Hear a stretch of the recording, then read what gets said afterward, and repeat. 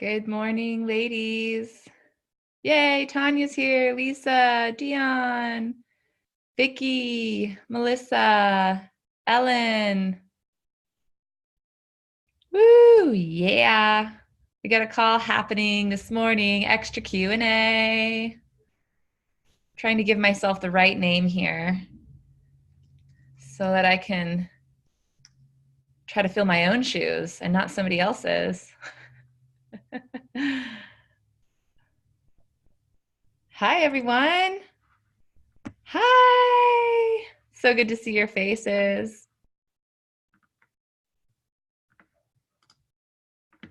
All right. All right. Good morning. Good morning. Oh, who do we have? We have two here. Was that? Oh my gosh. It's Joanne and Michelle together. How cool is that? Yay. Let's unmute yourselves and give just popcorn in. Let's see, one word for your day.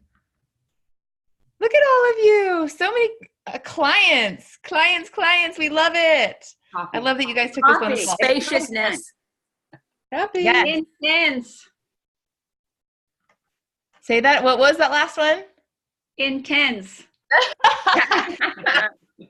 Seriously intense. Cold. Cold. Where is cold from? Toronto is snowing. It was snowing this morning. Oh, is that Lisa? No, that's not Lisa. Caroline. It's Caroline. Caroline. Okay. Cold. Yes, cold. I feel vibrant today. Good. Oh, it's so good to have you here. Let's just all lean in. I love what Sage teaches us to do when we're on these videos. We didn't used to have video access and we were on calls and it's just so good. So lean in and give your sisters your eyes. Just checking in, arriving here on this call for some connection. Connection is currency. What kind of currency are we going to create today? I'm looking forward to seeing what theme emerges, what questions you're bringing. Good morning, Ashley. I see your bright face and your hand saying hi. All right. Beautiful, beautiful. So this is, raise your hand if you're on our tribe training. If you're here for tribe. There's Jasmine, there's Lisa, and you guys are also in our yearling programs.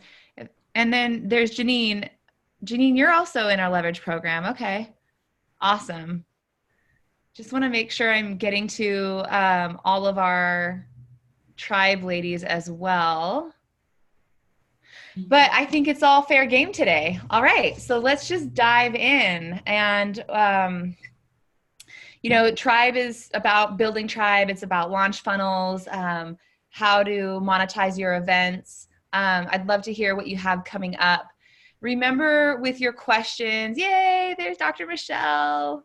Hi, Dr. Michelle. Remember with your questions that you have to keep them concise. It's like that burning question so that I can get to all of you today. We can have some really incredible coaching and discovery together. Keep your questions, nut it down to that concise burning point, and we'll go from there. So I'm just gonna dive right in with all of you. Welcome, Reverend Jen, Lauren, Rose. Yay, it's so good to see all your faces. Deborah. Hello, hello. Okay, so Tanya, you look ready and raring to go today.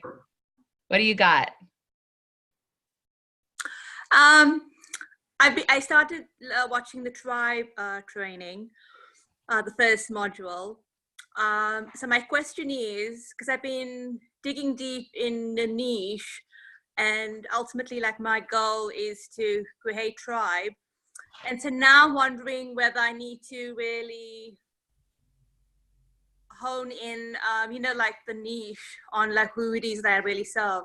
So I was just wondering, at the moment, my niche is I'm sticking with the money niche because there's an evolutionary shift there.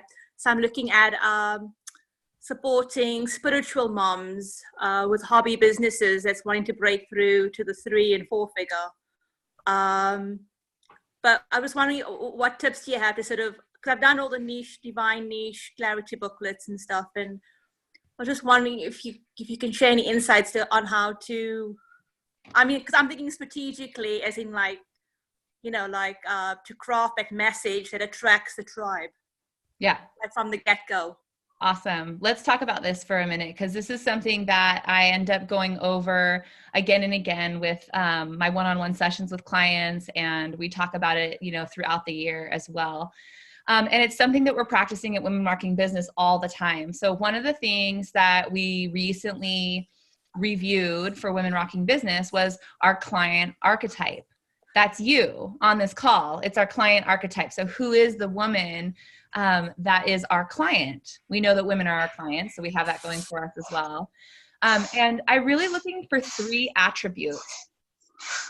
Hold on one second. I'm just gonna mute. I was just wondering whether to add in my story of trauma, you know, because there's been loads of childhood trauma, and whether to bring that in, or is that gonna, I don't know, traumatize people with the trauma? I don't know.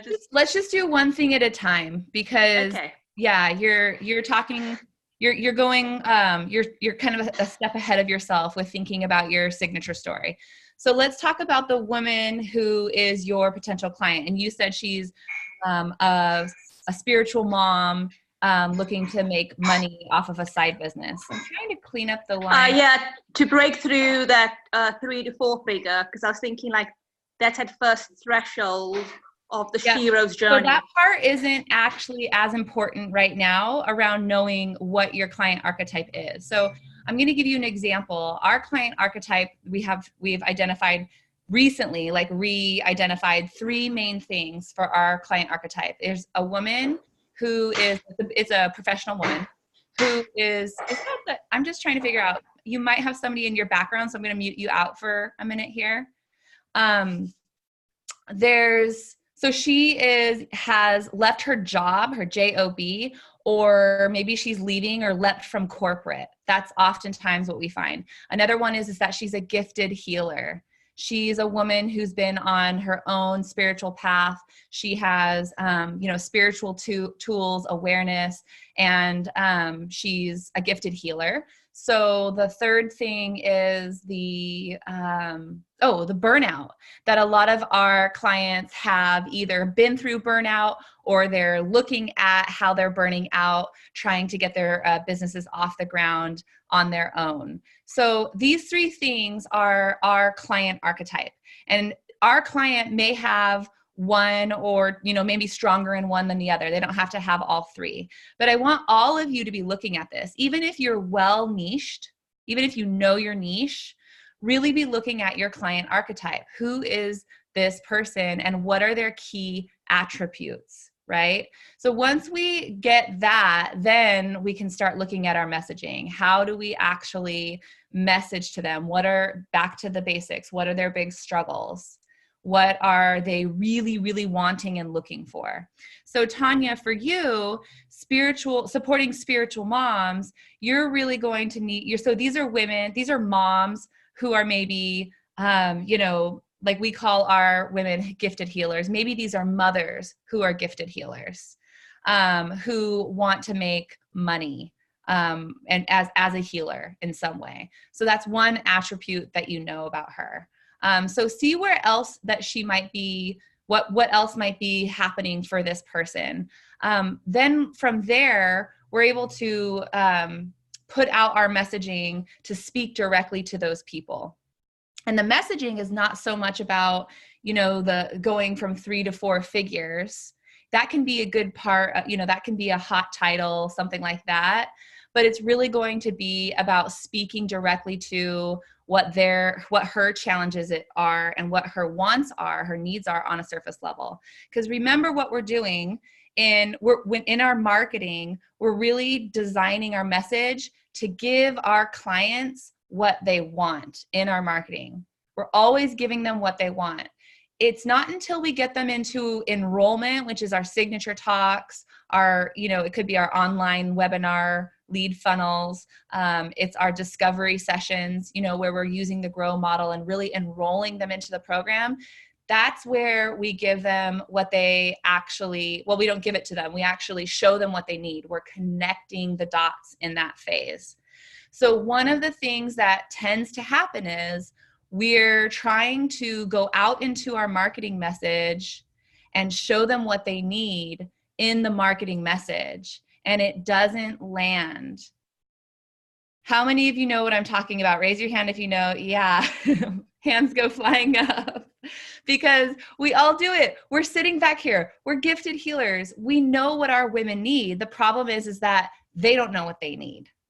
They usually don't always know what they need. They need us to help connect the dots.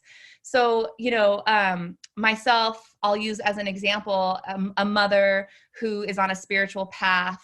You know, if I were going out, if I wanted to make a business, a side business and make money, your niche would be on target. I would be looking for you, right? But it has to be geared towards building your business.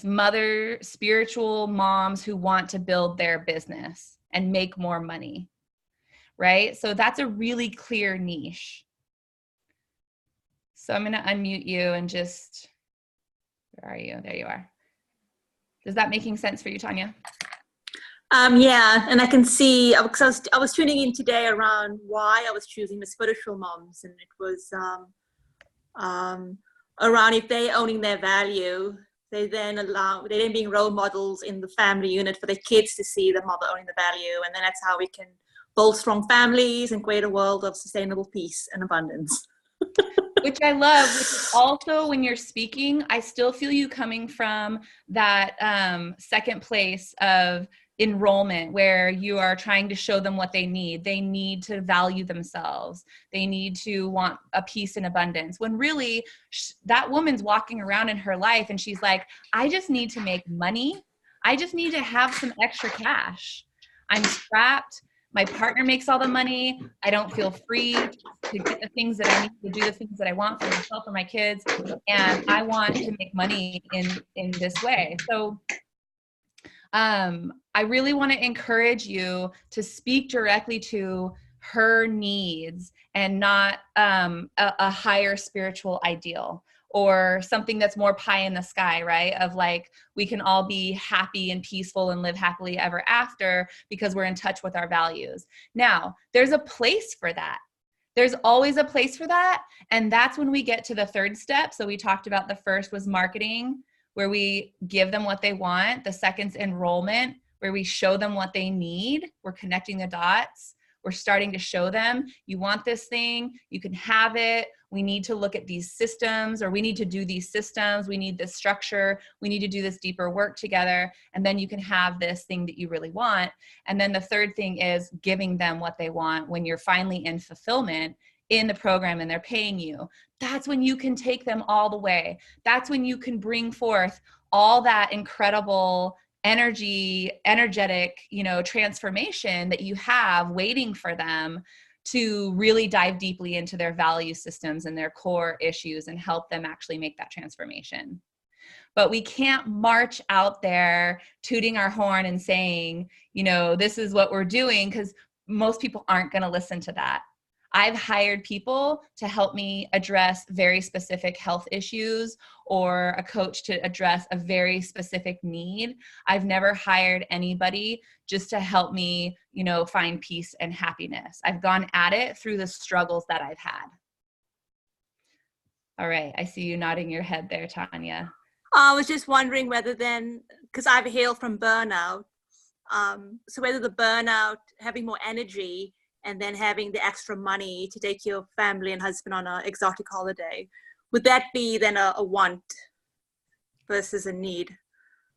Having, what would be the want? Having more energy. Having more energy. And then having that extra money to take your family on holiday. You're talking about two niches here. Okay. With money and burnout. And there's always, with niches, it's a Venn diagram, right? Like there's circles of, there's money, there's relationship, and there's health.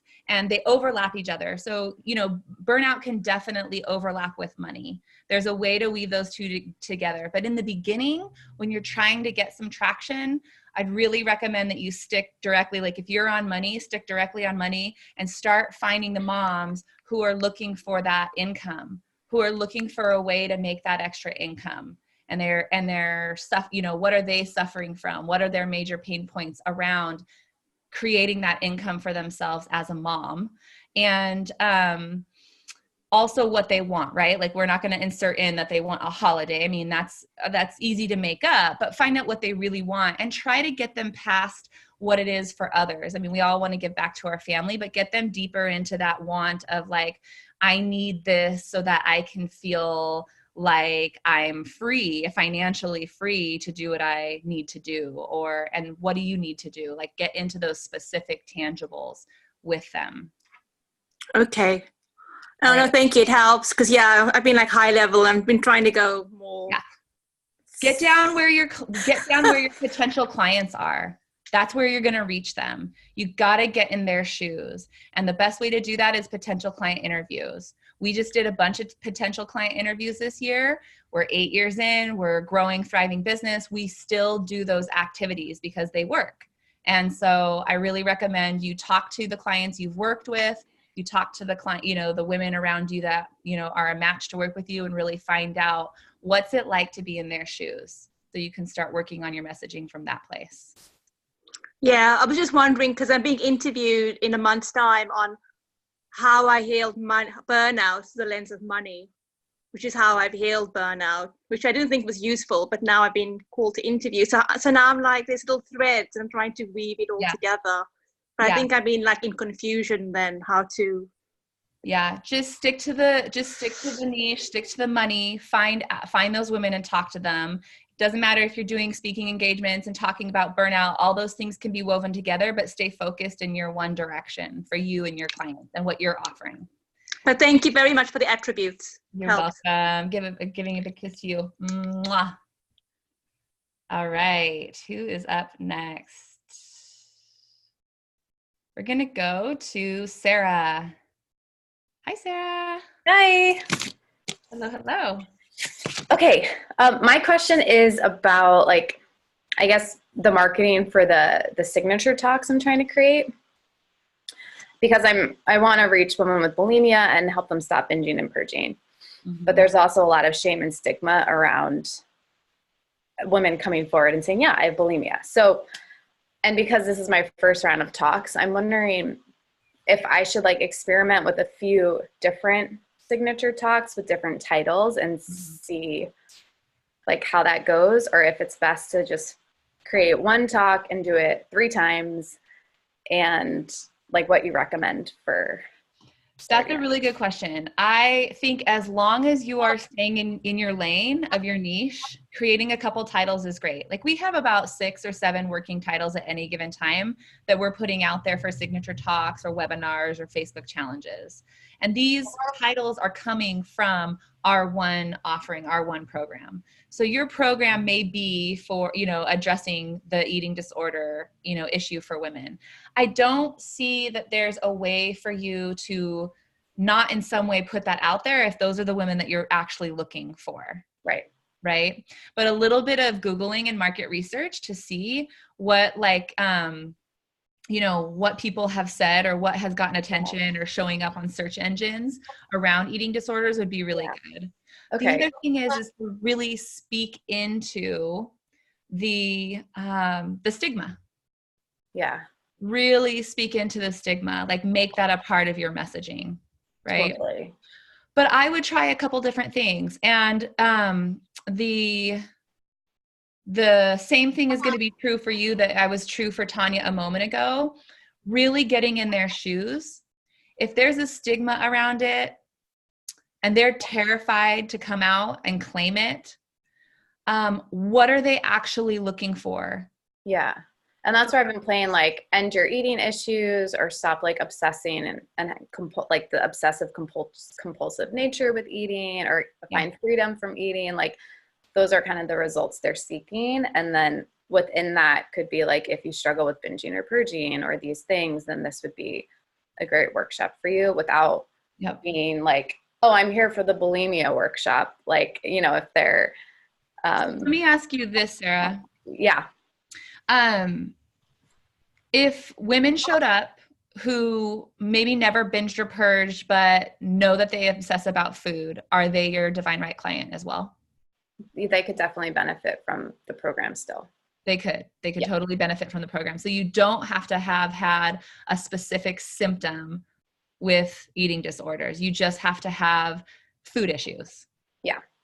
Yeah. And then, okay. So that's helpful. I think that's really key because I think that there's a lot of women, whether they have certain symptoms or not around, you know, their food relationship to food, that would come to your talk if you talked about food obsession or, you know, body, maybe even body shame, like body shaming yourself around food and stuff like this, right? Yeah.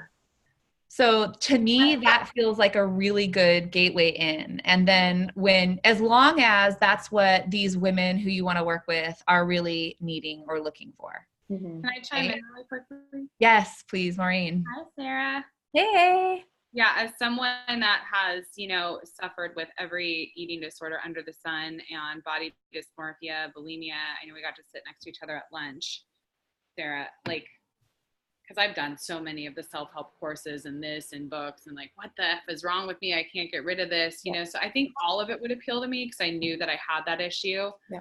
But if it's open to more people, definitely like the freedom from body shame and, you know, conquering food addiction and like, what does it look like on the other side of that? I think all of that would be really powerful marketing, you know, painting the picture of the freedom from all of it and like what's possible for them, you know, when they're no longer in the struggle of hating themselves and being addicted to food or having weird food behaviors and having it run their life. Yeah. That's super hot. Thank you for that, Maureen. And thank you for sharing vulnerably, you know, just letting us see you. Mm-hmm. And there's so many of us on this call, if not all of us in some way. Yeah, I was leaning towards kind of what you were saying, which is more of an overarching, like if you're struggling with eating in any way, shape, or form, like you can benefit from this workshop. And then I just got off a call with an eating disorder organization, and I'm going to start facilitating like eating disorder support groups specific for bulimia. So I figured that will give me a presence in the area of like specific, if you have bulimia, come to the support group, and then if they're needing extra support, I love it because whether you're going out and giving your own signature talks or you're facilitating some other groups and other organizations, freedom from body shame is a message that's going to be great for all of that. Yeah. And then once people get into your talk, you can provide the context, you can set the container and make it safe for people to say, I've had this and I've struggled with that and this has been my life for years. And, you know, that's where you kind of bring them into that deeper space. Okay, great. Yeah. And if you guys aren't already, you know, buddying up, Maureen and Sarah, you guys would be great buddies just, you know, to support each other and give each other good feedback. It sounds like you've already been, you've already met. Awesome. Great. Do you want to give us your hottest talk title? I don't have it yet. Okay. I've been like brainstorming titles, but because I wasn't sure exactly how I wanted to market it. Yeah, so I have a long list of ideas that I'm mulling over. Well, I love Maureen's suggestion, the freedom from body shame. It could be super simple, 3 keys to freedom from body shame, you know, to free yourself from body shame. Yeah. So just start there. Okay. All right, big kiss for you. Thank you. I think that'd be huge just to support Sarah more because there was so many times over my 20-year journey with disordered eating where I would like white knuckle it, like I wasn't acting out with food, but I still completely hated myself. Like the emotional part of it, like ruled me. And you'll draw so many people in because, you know, disordered eating, I mean, you can not be purging, but you're obsessing. I mean, there's so many different manifestations. Yeah. You have such a broad net, but it's still a niche and you'll help so many women. Yeah. Yeah, agreed. 100%. Well, maybe Maureen, I can do a little interview with you to get some more ideas. That'll be helpful. Love it. Wing women. Thank you. Yeah, you're welcome. All right, let's go up to Kathy. Hi, Kathy. Hi, Shannon. Thanks for taking my call. Yeah, I saw you yesterday too. It's good to see you again. Yeah, thanks. So I went into challenge mode. Serena suggested that I do a 15-minute live video. So I've done other things recorded, but to do it live was just like total panic for me. Did it, and it was great. I thought it was good. I've gotten some feedback from it. And one friend who is in my niche, over 50, she said that she went online and looked at other yoga videos because I did 3 yoga moves in this talk. You know, just inviting people to go to my Balance Discovery session. Click on the link below, and they said, I got to go into the other room. Somebody's just coming in the house. Sorry. She I said love how that happens right when it's your turn. yes, doesn't it? She said she looked at all the other videos and she said there's nobody out there doing videos for people over 50. Okay, so my question is, how do I do videos without giving away my program? Well, that's a good question. You know, how long are these videos going to be? Right? Just a couple minutes here and there. Well, I don't know. It could be an hour. It could be 30 minutes. It could be 15. It could be 5. So, you know, one of the things we want to, that's a really good question. One of the things we want to do is we want to offer a couple of things, you know, generously, like give them a taste of something. You could put together a series of 5 or 10-minute videos for women over 50 and launch those as a lead funnel, right? That they have to opt in to get the free gift. You're going to get, you know, my series of 5 videos, it's only 15 minutes a day, kind of a practice, something like that, where you're not giving your whole program away. So you want to think of it in terms of a free gift. How could you package it up in a free gift and give them a taste? You know, there's stuff that you do that will help women. You're doing yoga for over 50. Yep. Well, yeah, that would help women, you know, feel much better on a day-to-day basis if they had a little bit of structure around how to do a really simple practice, right? And that would get them interested in you as well. So is that what you're looking for? Just like you want to give them a little bit. It's like, think about like, how could I give them a taste of what's possible for them? Right. And then obviously those bits that you put out there, you want to have a call to action. You want to have something that draws them back to you. And that can be an opt-in, like an opt-in page to get those.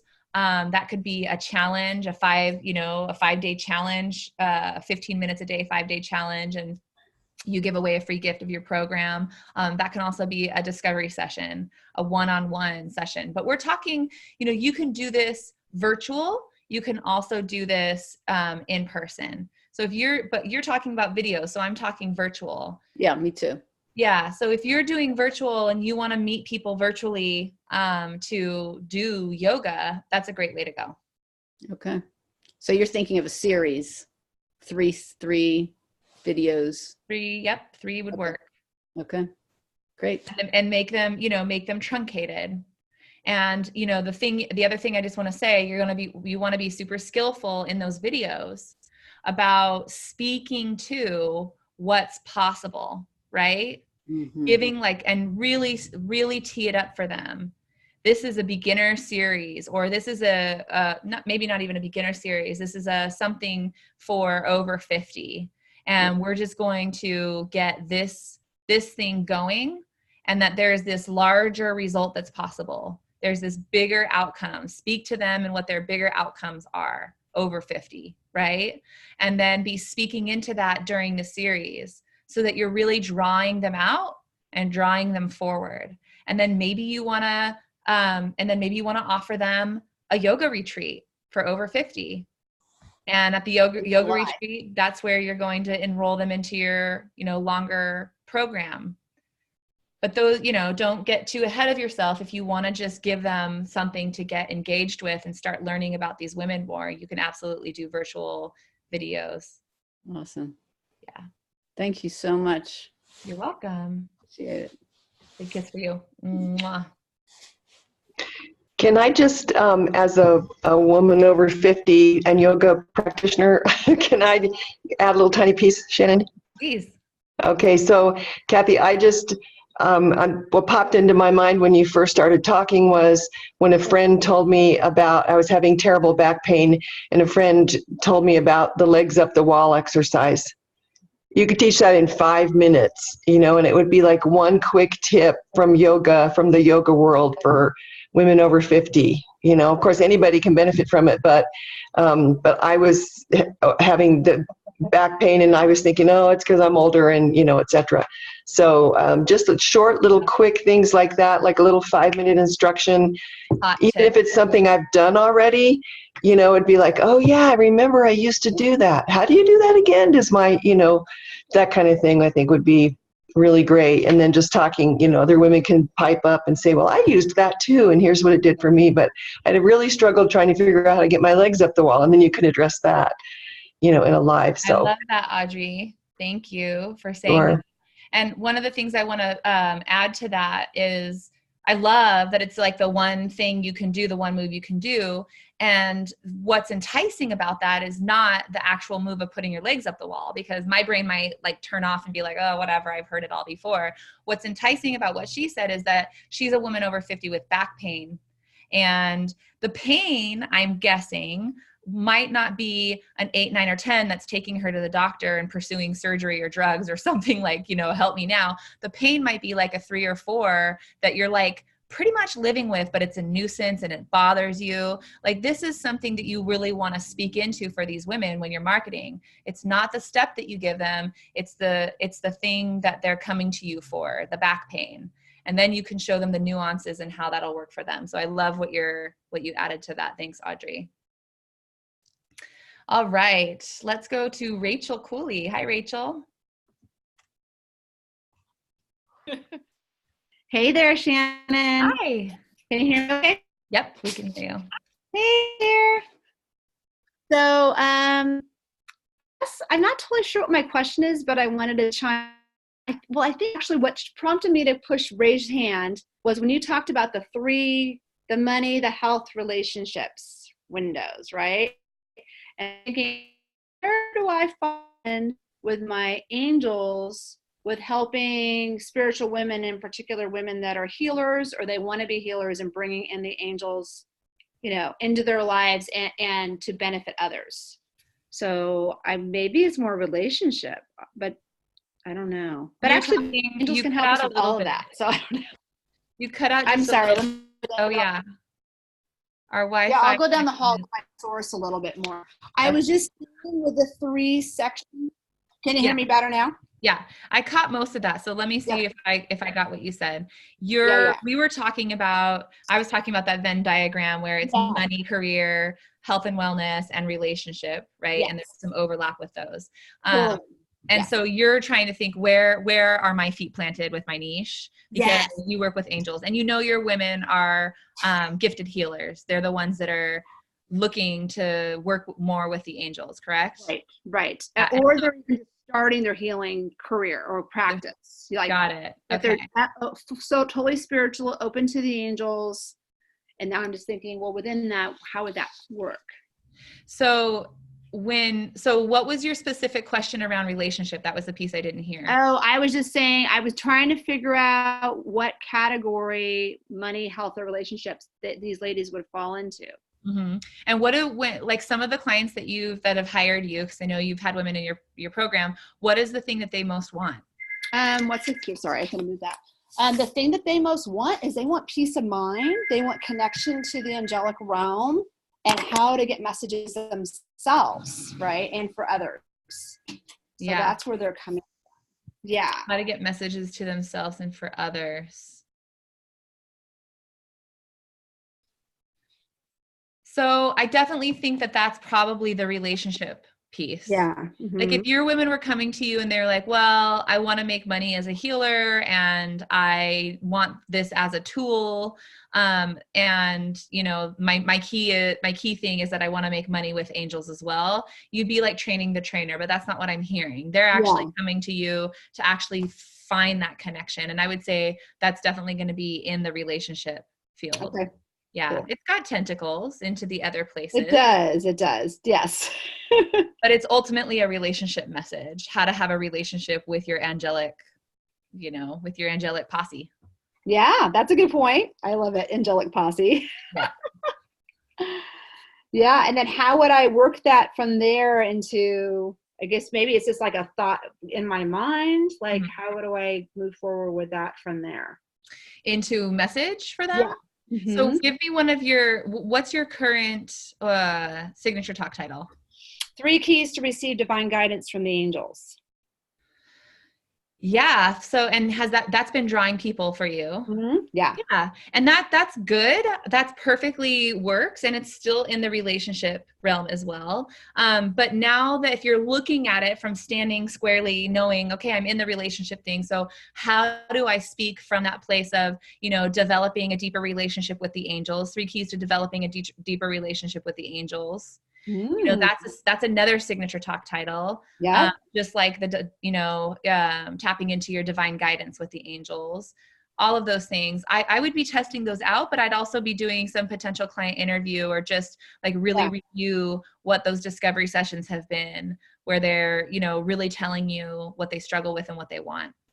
Yeah. But you're totally on track. Yeah. Cool. Yeah, I don't feel like you're off track with any of that. Yeah, I feel that too. Yeah, it feels good. Yeah, I have 3 women and we're on our 2nd month of the 6-month program. Awesome. That's so good. That's exciting. I'm curious though, there was that man who was the angelic man. Kyle Gray. Gray. Yeah, and I'm actually curious what he, look him up and see what kind of stuff he does. That would be really interesting to see.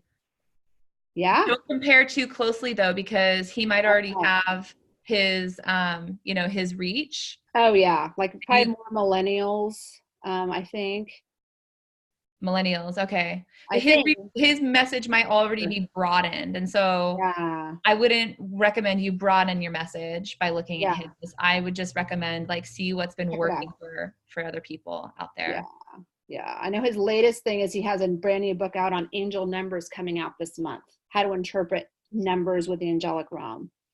That's cool. Yeah. And those are for people who are already in the angel. They're into angels and they want to know what's one of the ways to get messages from them. And that's one of the things I teach, because there's another school of thought along those lines that I learned many years ago, and I've been continuing those teachings from Dorian Virtue.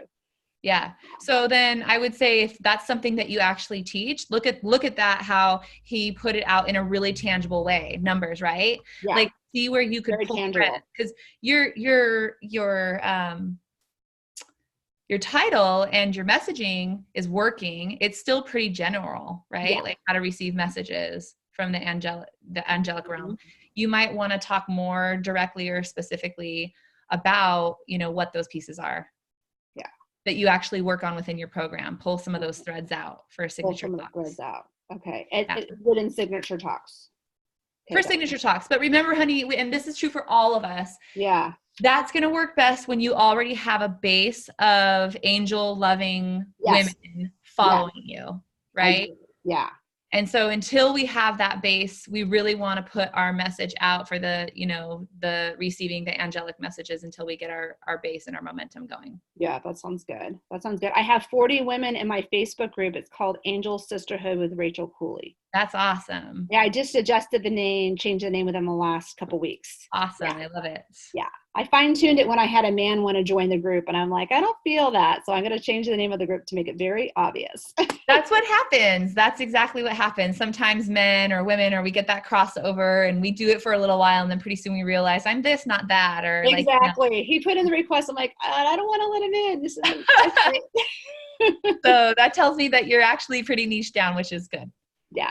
All right. Big kiss for you, Rachel. Thank you. Mwah. Thank you. You're welcome.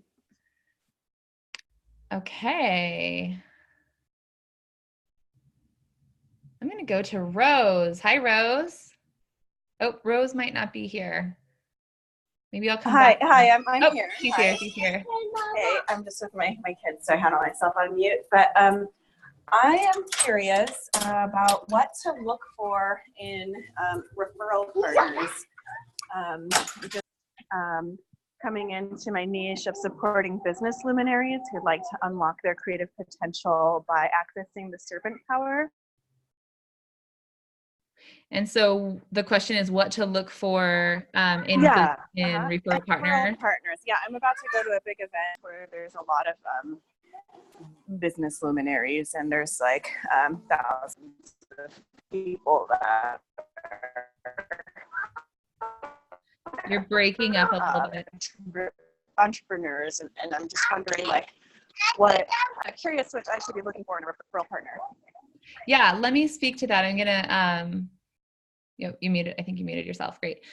So that's a really good question. It doesn't have to be something that it like somebody who's aligned with your niche when you're looking for referral partners, right? Like, in fact, it's great to have a little bit of a contrast.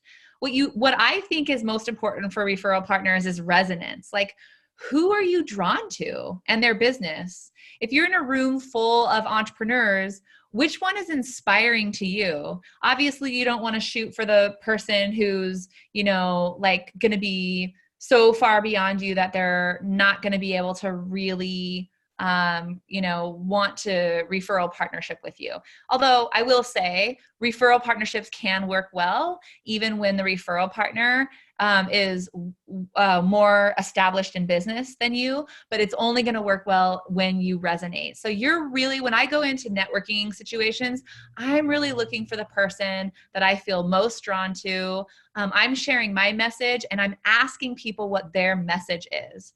I want to hear what comes out of their mouth when I ask them what their message is. And when I hear their message, if that's something that I feel like intrigued by and I want to know more, I know that person's potentially a good referral partner to me. The thing is the second layer to that is you want to be thinking, who are this person's people? I just heard their message. Who are this person's people? And if they have a group of people that are coming to them that would also benefit from your message, right? And it's likely, it's oftentimes that it can. This is where I say it can be contrast. You can have like one of our biggest referral partners in the beginning was we paired with Ocean Robbins, and Ocean Robbins is not in a business niche. He's in a health and wellness niche, and he is the co-founder of Food Revolution Network. And he had a lot of people on his mailing list and in his programs and who had bought his books who came to him for that health and wellness and that food revolution that he does, who were also women entrepreneurs, right? Like there was a ton of like-minded women in his world that loved Sage's message as well. And when you love that person's message and they love your message, your people are probably going to like hearing from each other as well. The nice thing about having that contrast is when he promoted Sage, and you're finding you have to get skillful about how to promote something that's not in your niche. But when he promotes Sage, there's a lot of women in that in his sphere that wanted to know more about what Sage was up to, right? And vice versa. We promoted him. We have a ton of women who are what was I calling them earlier? My archetype, gifted healers who are very interested in health and food and what Ocean Robin has to say, because he's an amazing gifted healer himself, right? That's the other thing. If you recognize like part of who you are behind your message is a gifted healer, look for other gifted healers in other niches. Look for that message that's really resonating for you. Is that helping you, Rose? Yeah, thank you. Awesome. I love that question. It's a great question. Yeah, and then so you were mentioning some of the things you do with referral partners, or you promote each other, or you share mailing lists. Is there anything else like I should be considering asking as we develop a referral partnership? That's a good question. I would say there was one thing that just came to mind. It'll come back. I would say that, I know. When you're going into networking or you're looking for referral partners, I would really boil it down, right? Like if you're going to go into a sea of people, go in with a really clear intention of what you want to get out of it. I want to get 2 potential referral partners, or I want to get 5 potential referral partners. And out of that 5, I want to get 1 to 2 solid referral partnerships that I'm going to do we're going to do some cross promotion for. Like, have a really clear intention about what you want so you can be really focused and directional when you're there, and you're not going to waste time having conversations that aren't stimulating or guiding you toward that intention, right? Like, that's super powerful. Now, to answer your other question of when you're in referral partnership and you're trying to figure out what do we do for each other, it's really going to be about having some one-on-one time with them. I don't recommend you try to become referral partners, at an event. I recommend you date. You have to court. You can't get married before dating, or it's not wise to do that. And when it comes down to being referral partners, this is where you want to be really business savvy. This is where you want to be super clear about your needs and what their needs are. And you want to find that win-win. So when you're in the space of looking for and meeting people and looking for the referral partnerships, think about like that one next step with them. Like, is it going to be coffee? Is it going to be Zoom in the next few days? Just like we do with discovery sessions and potential clients, you don't want much time to go between you and that person that you've identified would be a great referral partner. So you want to hop on Zoom or have coffee with them in that next week. And then you really want to find out what's the next step they want to take in their business, and what's the next step you're sharing what's the next step you want to take in your business, and how could you help each other? It's super simple, right? Like, how can I help you take that step? How can you help me take that step? And then you want to come up with tangible ways that you can support each other. And it's going to be as basic as, emailing your list for that other person. When we say share list, I'm not handing you my list of people so that you can start emailing them. You're sending me promotional copy and maybe for your next event. And I'm putting it out there with a personal plug of like, oh my God, Rose is so amazing. She helps, business luminaries access their serpent power. Do you even know what serpent power is? Serpent power is blah, blah, blah. I highly recommend her. You should check her out. And then you've got a referral partner, right? And then you're doing, you're going to scratch their back too and give them a plug. All right. Thank you. That's great. Appreciate it. That's really helpful. Okay, good. Love it. Serpent power sounds super powerful. I have an idea of I've never heard the term serpent power, but I feel like I know serpent power. That's super good. I love it. Yeah. Well, yeah, like creative life force or Shakti, all the other things too. Good. And I'm hoping that your titles are about, that creative life, like how the creative life force affects your business, right? Like how running that energy is so big. Because I had to do like twice and 3 times over some massive energetic overhauls around how I ran my energy just to be able to do the thing that I wanted to be able to do in business. So yeah, one of the taglines is like how to run your energy consistently and unleash a torrent of creative fire and maximize your impact. I love it. That's hot. Yay! Big kiss for you, Rose. Mwah. All right, let's go to Deanna. Where's Deanna at? There she is. We can't hear you yet. Hi, can you hear me now? Yeah, we can hear you now. Hi, Deanna. Hey, hi. Hello. So last weekend I hosted my first major event, and I had 60 women who bought tickets and 80 women and a couple men in the room. Yeah, it was it was really incredible. It was called the Empowered Woman Conference, and it was amazing. It was amazing. I did. It was all yours? It was all mine. Woo! Let's give her a little high five. Who wants some of that? We're going to give some of that love right here. That's awesome. Well done, Deanna. Thank you. So my question is, I had the feedback I've gotten is that the conference was incredible. And the feedback keeps coming in that I've learned so much. I now have so much connection to women. I trust myself. I have tools to move forward. I feel really great. That really good stuff. Sorry, I'm cleaning my house. My sister's coming. Anyways, I announced a program for 2020, and it's a 6-month program, and it's all about tapping into your empowered woman. And a lot of the tools that we use there, it's about taking those and using them more deeply, which is like mindset techniques, how to avoid like when you're triggered, how to move through it, different breath techniques, meditation techniques, that sort of thing. And 3 women signed up, which is incredible, but I really thought that I'd have like a minimum of 10. And so I'm thinking that maybe my niche or my marketing or the way that it's coming forward is not clear enough for people to really see themselves within it. So how long was your event? Friday night, all day Saturday, half day Sunday. And you gave an offer for On Saturday. a 6-month program on Saturday. Yeah. Okay. And how much is the offer? If it was paid in full, it's $3,000. And it includes 1 half-day retreat in January and then a 3-day retreat in April. So a half day in January, a 3-day in April. And is there anything in between those? Like no in-persons, but 3 calls a month. 3 calls a month. Okay.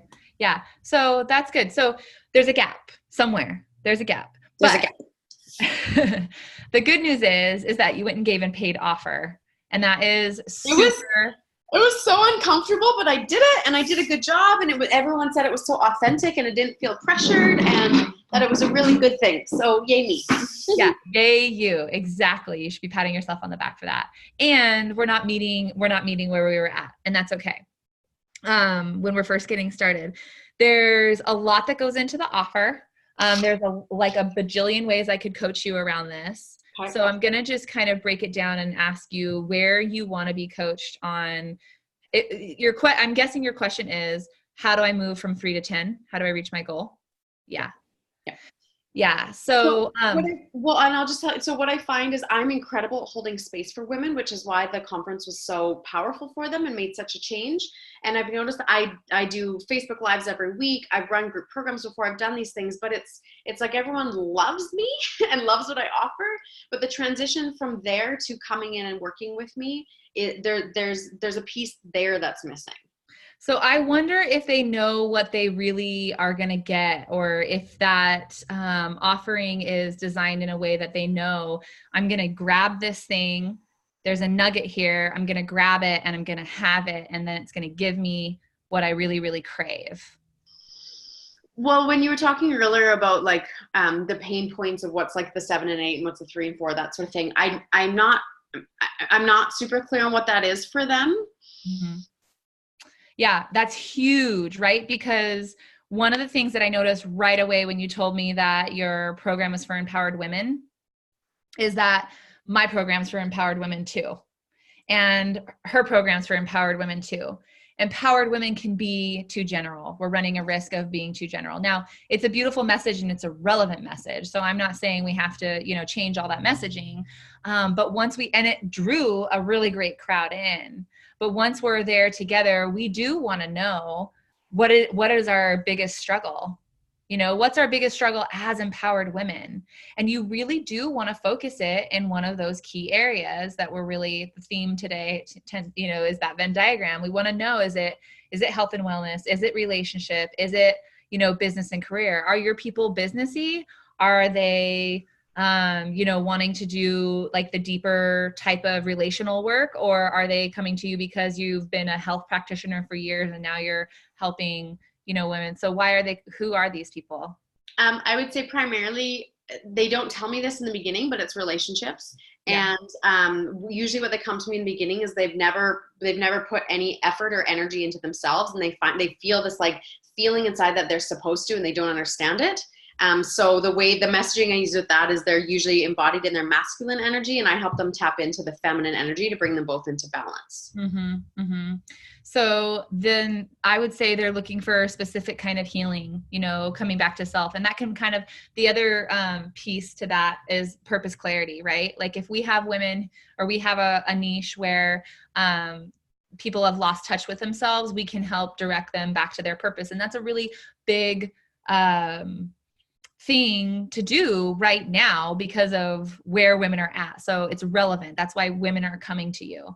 But I think if everyone loved the event and you made your offer and only 3 people signed up out of that, I would say that the gap that we're probably most experiencing is that it wasn't clear enough about what they would be doing with you for those 6 months and how it would help them. Because if I'm going to spend $3,000, I want to know exactly what results I'm hoping for. Right. Yeah. And so one thing that I'd thought about before, which I didn't do because, like, you know, you're hosting a big event, all these things, is what you had mentioned before about like 3 client avatars or a client avatar. And like, I've seen other speakers do this where they walk you through, like, maybe you're this person with this, this, this. Maybe you're this person with this, this, this. Because there was an age range from like 35 to 45 and then like 55 to 65. And so there was this difference, and some are moms and some are not. Some are entrepreneurs and some are not. So perhaps getting a little bit more clear on that. But yeah, I don't feel like I know what their biggest pain point is other than that they've lost themselves. But to me, that feels very generic. It's still generic, but it's a good place to start digging down at, you know, like you have found your little X on the ground and you need to just dig deeper as you go here. You know, we have a total age range in our client as well. So when we're speaking into that for women from the stage, we're meeting, you know, women who are in the millennials all the way up into their 70s who are starting their businesses. But the main pain point that all of them have is, how do I get my message out there? How do I get my message clear? How do I get paying clients? And so that's the unifying factor, right? So you want to find what the unifying factor is for these women who have lost touch with themselves. And what's going to be really tricky for you, just like we were talking about with Tanya, is that you're always making sure you're not coming from that second layer of knowing what they need and speaking to that, but actually speaking to what they want right now. These women want right now who have lost touch with themselves. And then finding what that unifying factor is and being able to speak into that. And then of course your offer has to, you know, your program or your event is really opening up the possibility for them to have those things, getting them in touch with what's in their way. And so that when you give that offer, you're really making a big promise. And so we want to know in your 6-month program, what is your big promise? And this can be edgy for us to come up with. We tend to like slide around and like, you know, contort ourselves to not have to give a big promise, because giving a big promise makes us feel super vulnerable. How do we know that we're going to be able to help these women achieve these results?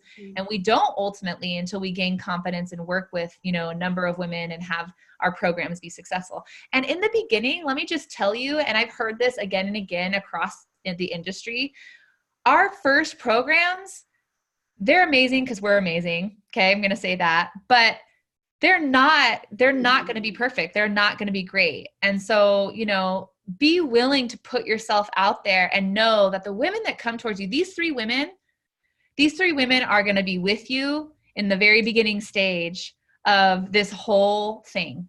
And 3 is going to grow to 5 to 7 to 10. It may not happen as quick as you want it to. But they're going to be there with you to figure these things out. So if you don't know them, don't panic. Take these 3 women and run with it and see what happens as a result, because you will have answers to all of these things. I want to say one more thing though to you, Deanna, is that follow up is everything. You're not the first one to give an incredible event and not hit your client goal. And there's no reason, well, we're looking at reasons why that might be, but there's no reason why you shouldn't be following up with these women and giving them, you know, another opportunity to talk to you. Yeah. Or giving them that free gift, you know, that discovery session or that free session. Now, if you give them a discovery session, again, don't throw out there like, hey, this is a one-on-one discovery session with me. You know, make it something they can't refuse. That really ties back to the event, right? Like, you're going to give them this key thing in this free session. They're going to get that from you. Like, what do they all want? Like, they're going to get their personalized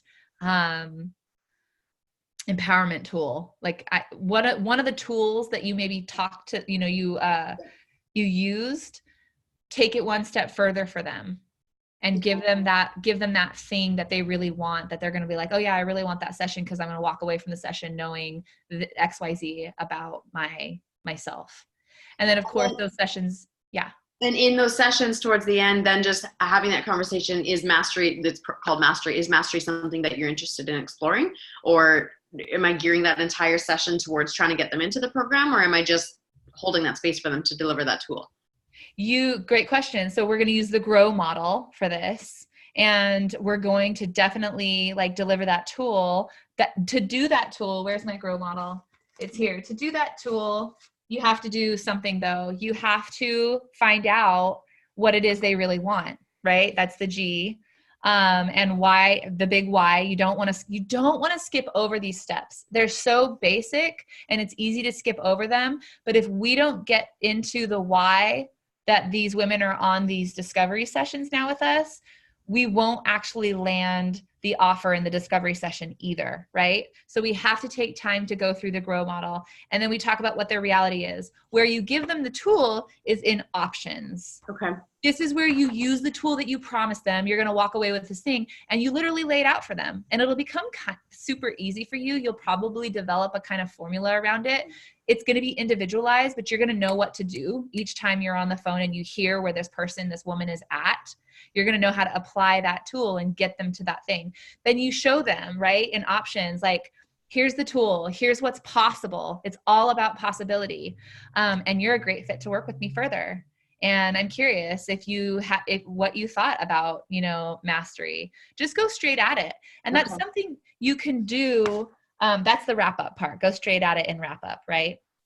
That's something you can do at your events as well. Like after you give that offer, as long as you're like super skillful about holding the tension in the room around the offer, because like you said, it's really scary.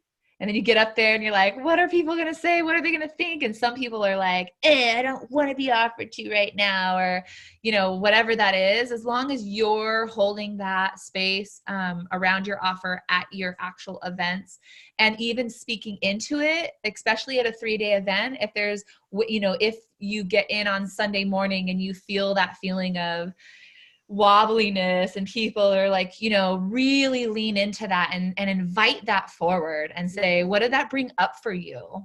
What is it? And so that you're not only getting that feedback, but you're clearing the air. You're letting people off what the resistance is. You want to name the resistance.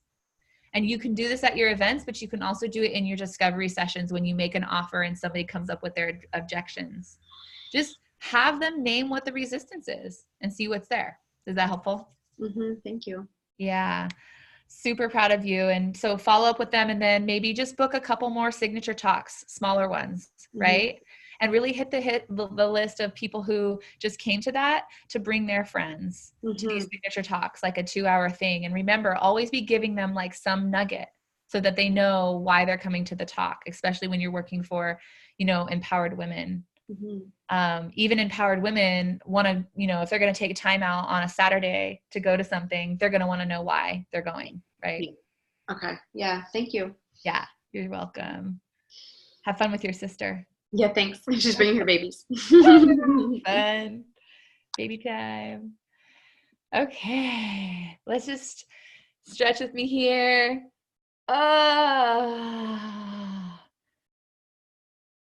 This is good stuff. All right. Deep breath.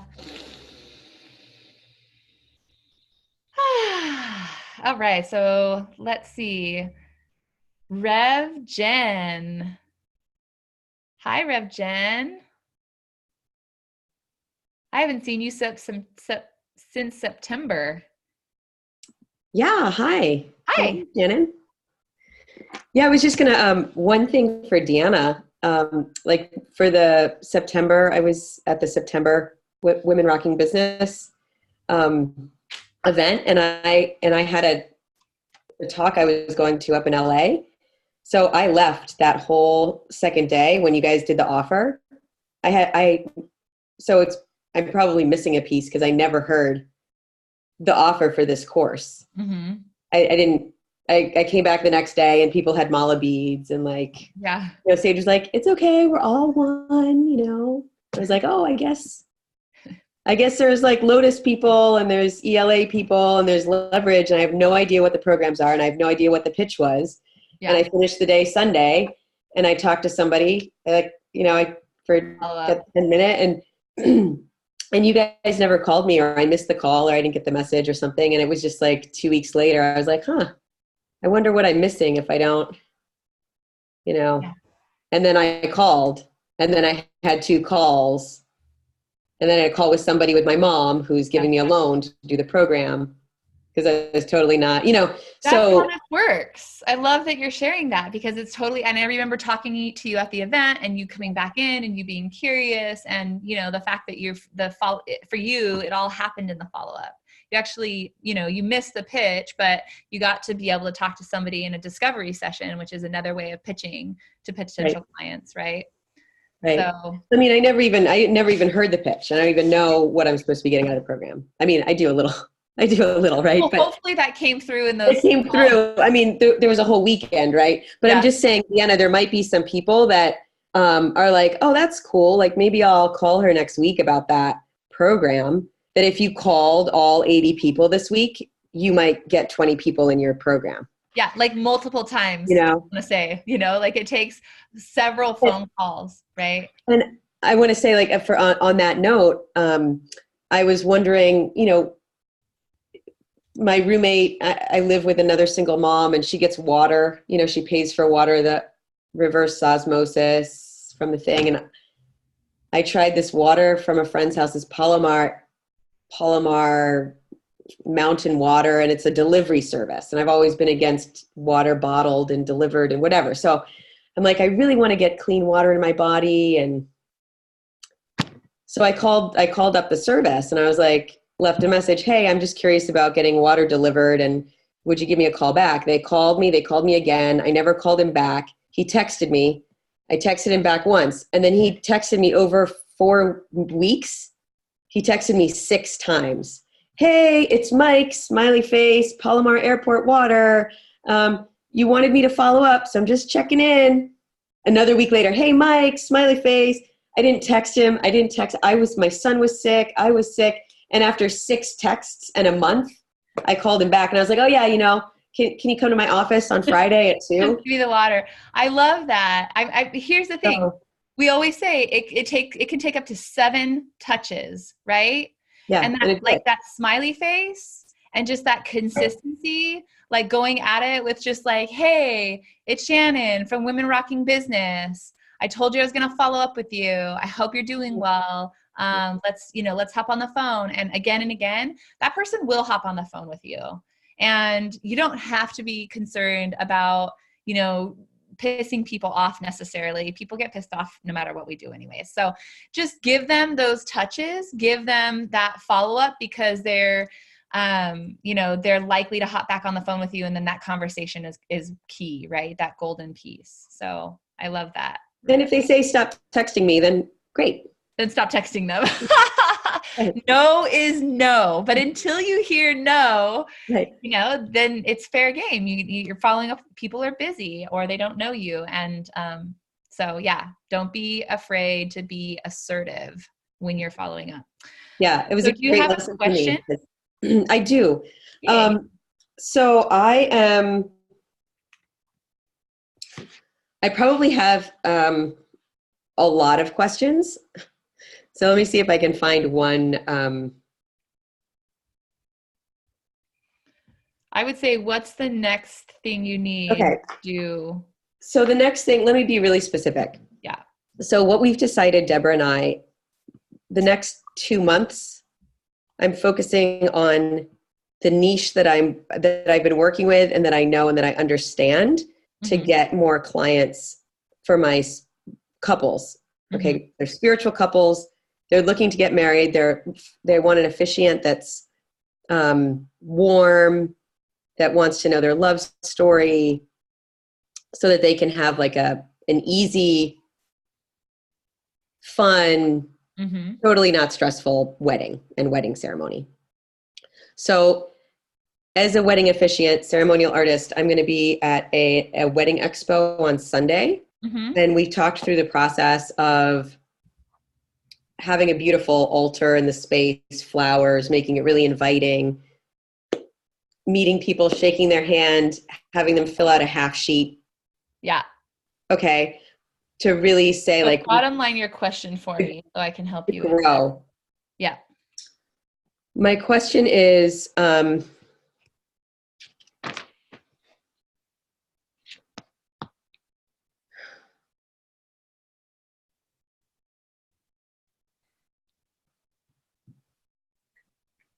really have a question on the next phase of my business because I don't want to be doing. You don't want to be doing the spiritual couples officiating? I mean, I'm happy. It's awesome, but that's not my program. Mm-hmm. And I need to get my program going for 2020 that's working with a broader audience. Mm-hmm. And Deborah, and you worked out that you're going to do this because you're in need for fast cash. Is that the deal? Yeah. Like I just, a friend Venmo'd me $350 so that I could pay my rent this month, like that. Okay.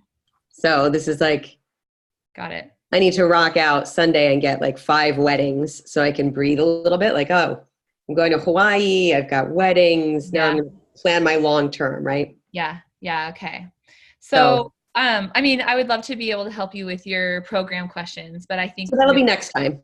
It'll be next time because really I'm loving the fact that you want five weddings.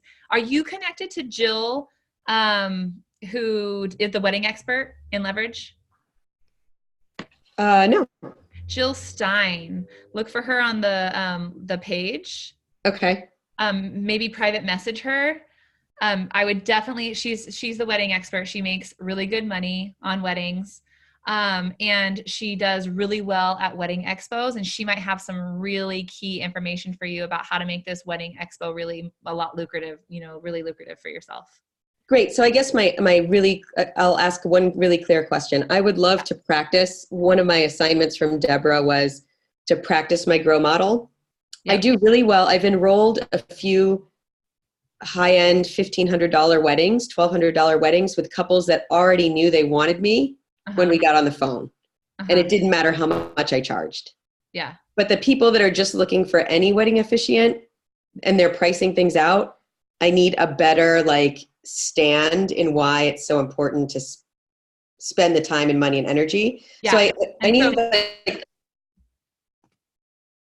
maybe 3 people to practice a model at all. You need 3 people to practice with? Yeah.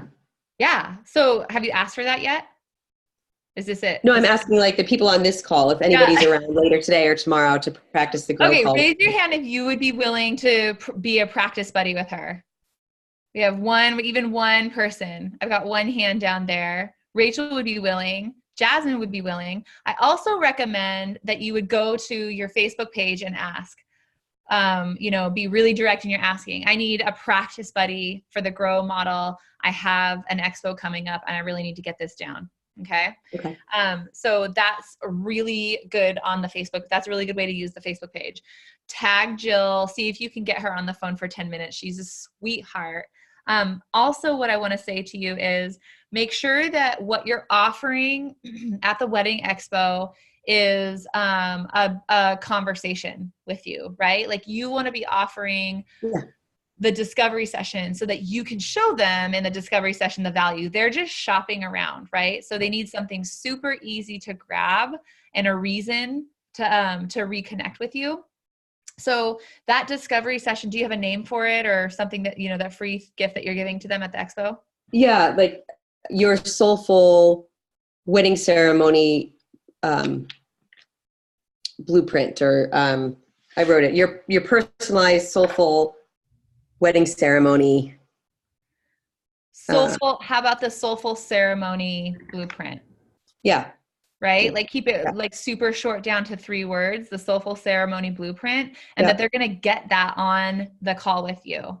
Right. And that you can let them know, this is totally free. I'll give you the blueprint for a soulful ceremony. So you guys at least have a starting place. If I was a couple looking for something like that, I would totally call you up. Right. Yeah. Good. Okay. So you've got some things, what you need to do. You got to practice some of those sessions and reach out to Jill also. and make sure that you put the, you know, the information down for the Soulful Ceremony Blueprint. Make sure they give you their information, right? Yeah. Okay, good. Awesome. Yeah. I'm holding those 5 weddings for you. Thank you. And then what comes after that is going to be, you know, it'll be more clear, but just stay focused on those 5 weddings so you can feel the money coming in. Yeah. And then you'll see what happens next. I totally trust that Deborah's got you on that. Yeah. Thanks. Okay, good. Big kiss for you, Jen. Mwah. Yes. Okay. We are going to Michelle. You're up next. Hi, Shannon. Hi, everybody. Hi, Michelle. I have a question about affiliate groups from the call yesterday, our training call, the ELA training call yesterday. Yes. Mm-hmm. And I am confused because I work with men, shy men who want to start dating and they're successful. So who would be my affiliate referral person? Because I know, especially in ELA, most people are working with women. Yeah. So I'd like to brainstorm with you a little bit right now. I would say what kind of clubs, associations, memberships, wellness places, gyms that cater to, you know, successful men who want to be healthy, in shape, want to be out there. I'm only, I think what's coming through is that men who are looking to stay healthy and in shape and are successful, those people might be, that's not necessarily like the dating thing, but that's a good, you know, intersection for you, right? Yes. Like motivated men. So you're looking for any place where, you know, men are being more motivated. And you could also look at, there's some really cool, like the Mankind Project. There's some really cool groups out there. Yeah, my partner is a leader of the Mankind Project. Yeah. He has a whole funnel to men.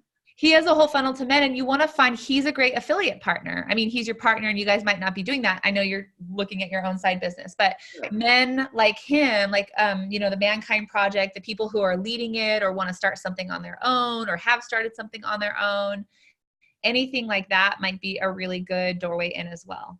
Okay. Yes. So look for where men are, obviously. Yes. Where are these motivated men congregating? And I say motivated because we want to look in places where they're already in some way seeking, they're taking action in some way. Right. So basically the assignment from yesterday, the training call really would not apply to me because most of the women in ELA are their ideal clients are women. So the assignment was to find a referral partner in the program? Right. Yeah. I mean, I wouldn't take yourself out of the game just yet. I would put up a big fat post, a pretty post that said, I have a male niche. Do you have a male niche? Or do you have, or would you have any access to men? That would be a great, you know, a win that we could create a win-win together. I'd be asking around for that. Right. And there's some people who do have a male niche. One of the faces coming to mind, but not the name. The other one is Jessica Mann, is in a male niche. Okay, great. She's on. All right. Thank you. Yeah, you're welcome, Michelle. Big kiss for you. Thank you. Yeah, you're welcome. Okay, let's go to Deborah. Oh, Deborah says 1 sec. Okay, we're going to go to Carol and then I'll come back to you. Does that work? Yeah. Okay, good. Carol, you're up next. Yeah, Carol it's Carol Ann. Carol Ann, thank you.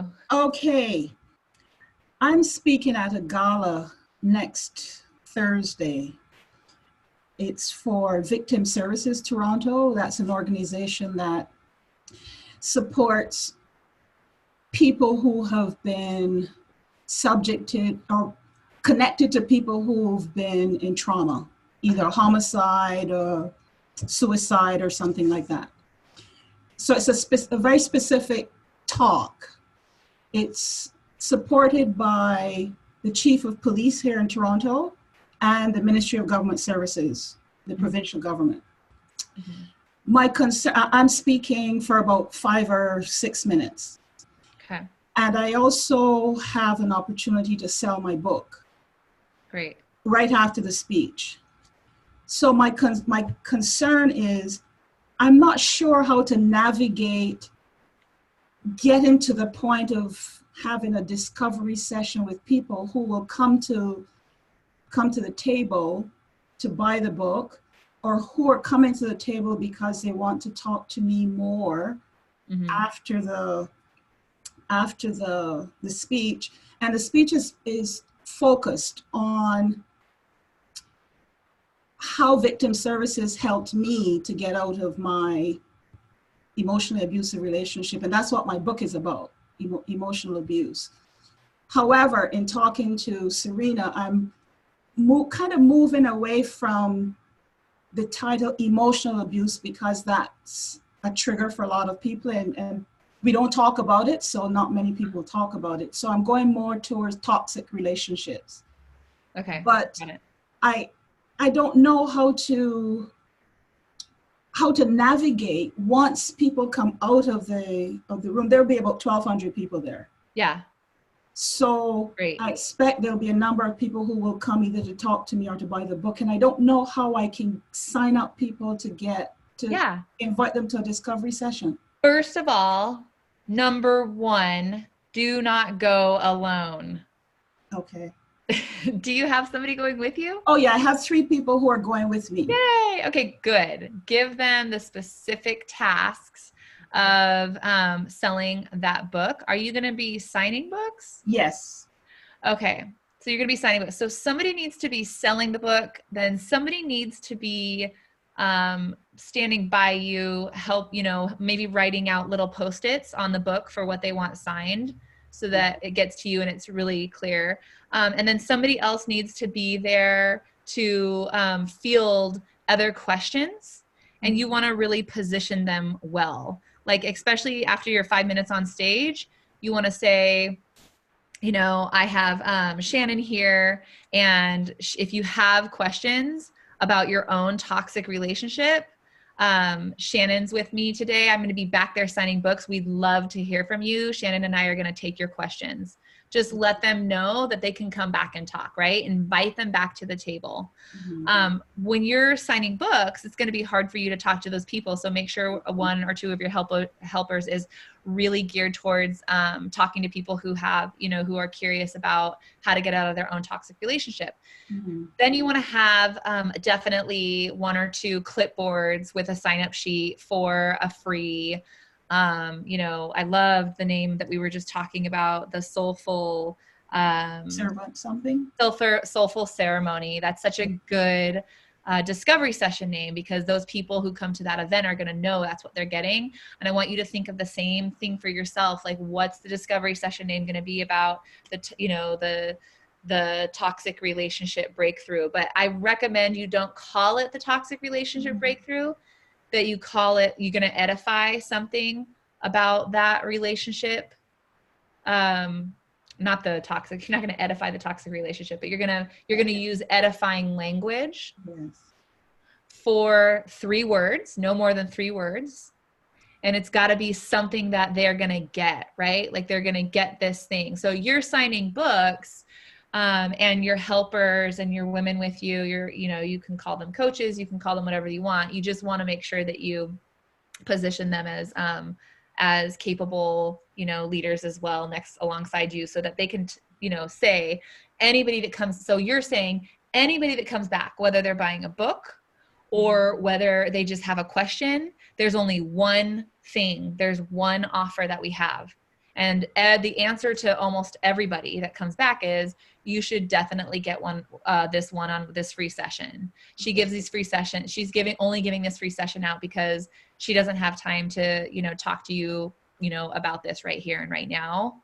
But she'd love to speak with you next week. And she has specifically opened up her schedule to be able to talk to some of you next week. If you put your name and email and phone number down, we're going to book you for next week.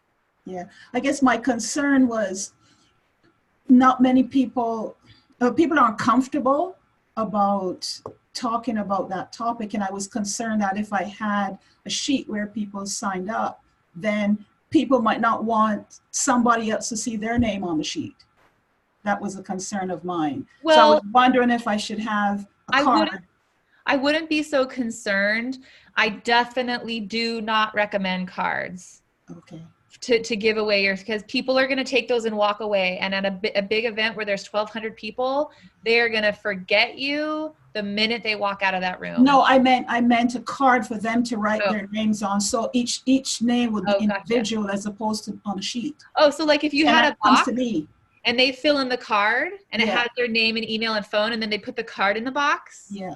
That's totally legit. Yeah, that works. As long as they're leaving their information with you. Yeah, that's what I was And that's thinking. how they can get that free session, right? And then your helpers can be holding those cards and giving them out, you know, when they're when they're answering these questions. So I love that. Yeah. You can also put a card in every book as you're signing them. That's what I'm going to do. Yes, and tell them like, hey, look, you get this today. Go put this in this box. If you want to have a free session, we'll have a chat next week. So I love that idea. That's super hot. But also like open up your mind a little bit around them being there. They've already claimed if they're at this talk for victim services, some part of them has already claimed that they're, you know, interested in this topic and for whatever reason. So, you know, not to worry too much like about, you know, the fact that they're afraid to come forward. Okay. But that sounds like a great idea, Carol Ann. Thank you. Yeah. Good luck with that. Big kiss for you. Thanks. Mwah. I love all the discovery sessions coming down the pike. I can feel it just being on this call. There's going to be discovery sessions. Okay, we're coming back around. Oh, yes, Jen. Carol Ann, I just helped Stephen Jenkinson sell some books right after his talk, and I have a couple specific things I can help you with. Who's talking? Jen. Jen. Oh, hi, Jen. Hi. I couldn't see who was talking. I just helped out sell these books. Okay. And they put an app on my phone, and I was helping to sell books at a table. So if I can get in touch with you and give you some tips. Okay, great. Thanks. I'll private message you and we'll set a time. Thank you. Love it. Thanks. Women helping women. That's awesome. Okay, we're going back around to Deborah. Are you? Yay, she's ready. Okay. I'm good. Yeah. Okay, so first, there's been amazing ideas on this call today, so my little notebook keeps getting more full. Thank you all for sharing. So here's my question.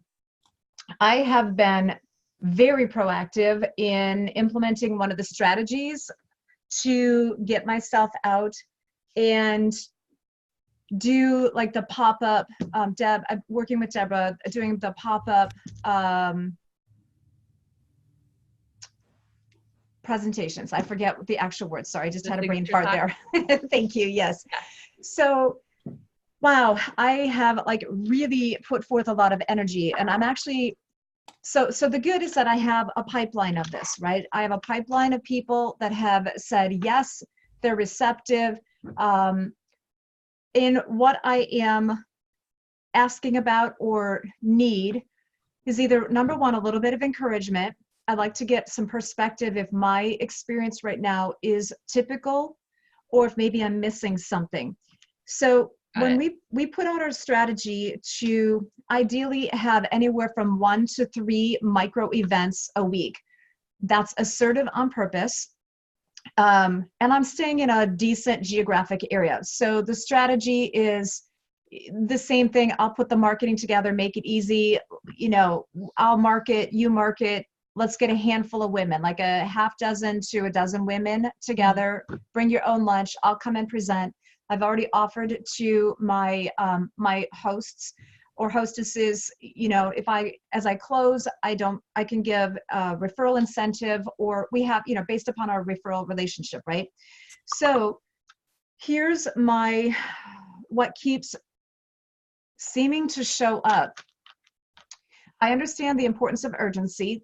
This is not designed to take a long time to get a handful of clients together. Mm-hmm. But what I'm getting is yeses and then but.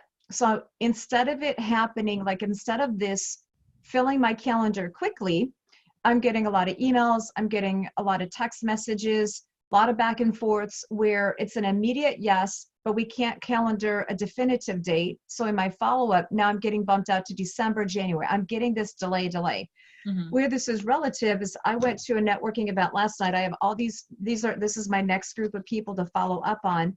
And so when it comes to I need money now, mm-hmm. I'm implementing, this is one strategy. I am implementing pick up the phone, mm-hmm. work my databases to get discovery sessions, that enrollment call, or I'm looking for VIP days. And I feel like I'm spinning my wheels. Yes. So please help. Okay, thank you. Breath together. Thank you.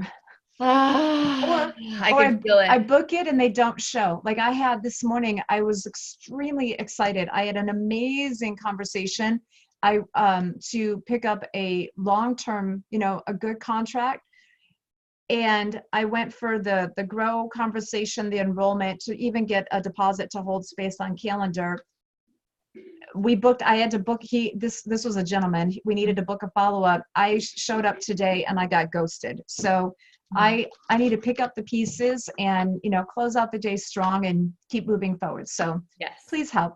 So the first thing to do with the person that ghosted you is do that thing with somebody else said, like, hi, it's Mike, smiley face. Oh, hi, yeah. it's Deborah, smiley face. Oh, yes, I've already done that. Okay, cool. So you're going to be following up that way. Totally. So Deborah, my main, I have I want a little bit of clarity here. Mm-hmm. So when you're trying to book discovery session, what's the name of your discovery session? Great question. So right now I have the program I am promoting is called Brand You and How to Rock the brand of you, right? So it's a one-off program. I have a standalone, building it into a 6-month. So what I have landed with for the discovery is a brand, I need to pull it up so I get it right. It's a brand strategy session. Mm-hmm. I've worked with the languaging of discovery session, strategy session, consultation, a goal achievement session. I've tried many different names. Yeah. And so right now what I am offering up is a brand strategy session. So one of the things, and that's fine, that's going to be fine. One of the things that's going to make it hotter is really making it more personal, right? Because it's not about calling it a strategy session or all these different session names. It's really about what comes before that piece, right? Mm-hmm. So you're on it. Brand tells me that you are, that you're helping people figure out, we all know what a brand is. It's our message. But yours, I think, Brand You or rock brand of you. Yeah, how to rock the brand of you. It's about how to live your brand personally and professionally. How to live your brand. Yeah. So I would come up with a discovery session that actually spoke to a piece of what you're giving. Like, what are you going to be able to give them in this discovery session around branding themselves? Can you say that differently? I understood it. I just want to hear it differently. Yeah, totally. So they're going to come and they're going to take you up on this discovery session, and they're going to walk away from the discovery session, whether they're with you or whether they stay with you or not. They're going to walk away with what about their own brand? The biggest aha that my current clients in the active program are going through, they all say the same thing. Oh my gosh, I didn't realize that I was disconnected to my brand. I've done branding, I've done marketing, I've got all the pieces, it's working. Like I have what I'm supposed to, but it's not working. And they all say, this is why I'm disconnected with my brand. Okay. So they're disconnected with their brand, but they're trying things, but it's not working, right? Mm-hmm. So if I were going to come and have a discovery session with you, what am I going to get out of that discovery session to help me connect with my brand? So when I am in a session like this, many times what I'm going to look for is where is the first layer of disconnect, right? And then we're going to create I call it a pivot point. I create a pivot point to get you on track so that you can start attracting clients sooner rather than later. Okay, good. So the result from your discovery session is that they're going to be able to attract more clients. So this is more about, I would say your discovery session is about brand to client, the brand to client model, basically. You're going to be giving them the brand to client model. Okay. This is like clunky. You guys can all feel that, right? Like it's not quite there yet. The brand to client model isn't a great discovery session name, but we're getting closer to what we want to be working toward, which is offering the discovery session that gives them this thing. You're going to give them this like thing about going from their brand to their client model. Now, in the actual discovery session, all you have to do in the options is show them where they're disconnected from their brand and how, when they reconnect to their brand, they're going to get new clients, right? That's the thing that you're really focused on in the discovery session, is showing them that piece and what's possible when they reconnect to their brand, and that there's strategies involved in reconnecting to your brand that, by the way, are in my 6-month program. So I have a feeling that what you're doing a lot of activity and networking, which is great, but I feel like we need to get down to the heart of what they're really wanting out of these, so that it's less like, oh, you're cool and I'm cool and we're going to talk together and we're kind of talking about this thing and let's get together, but more about like, I'm going to help you get from your brand to your next 5 clients like tomorrow. And we're going to talk about that in this session. And then you really do talk about that in the session. Meanwhile, you've also helped them see where their disconnect is, what they're really struggling with, what's in their way to getting those clients, and how they're disconnected from their brand. And then they're a really great fit for working with you to reconnect with their brand. That's going to be a much stronger sell. I agree with you. So it might also help the yes buts. I want to talk to you, but I can't until December. It's like, are you sure you can't wait until December? Because you might have extra clients in December by meeting me on this phone call next week. So if we can build this back up. So everything you're talking about, I speak that language. So I have a very definitive, there's a distinct men, like the men language. And then most of my women are very high masculine. They're very masculine. So I am teaching them a little bit of how to let the feminine in. Mm-hmm. So a lot of the women, a lot of my ideal women that are in this program, they're pushing. They've been pushing so much in their masculine. They don't realize it. Like that, they'll discover that with me. Mm-hmm. So if we can go back to a better name, like what is like this discovery session, it has not, and I've put it out there with the naming of it. I feel the naming is still a little off, mm-hmm. right? What's a better idea? Like the naming you gave me was brand discovery session. Yeah. Right. That's off. I mean, that's why I'm thinking we're needing to go towards something like, more around like getting your clients, more results based. Because when you say a brand discovery session, I know we're talking about brands, but I don't know what I'm going to get out of that session. And if I am pushing, and what I want is my next few paying clients, then I'm going to want to get that session with you so that I know that you're going to show me how to use my brand or how my brand is holding me back from getting my next few paying clients. You're going to actually help point that out to me and show me what's possible when I make some changes in my brand.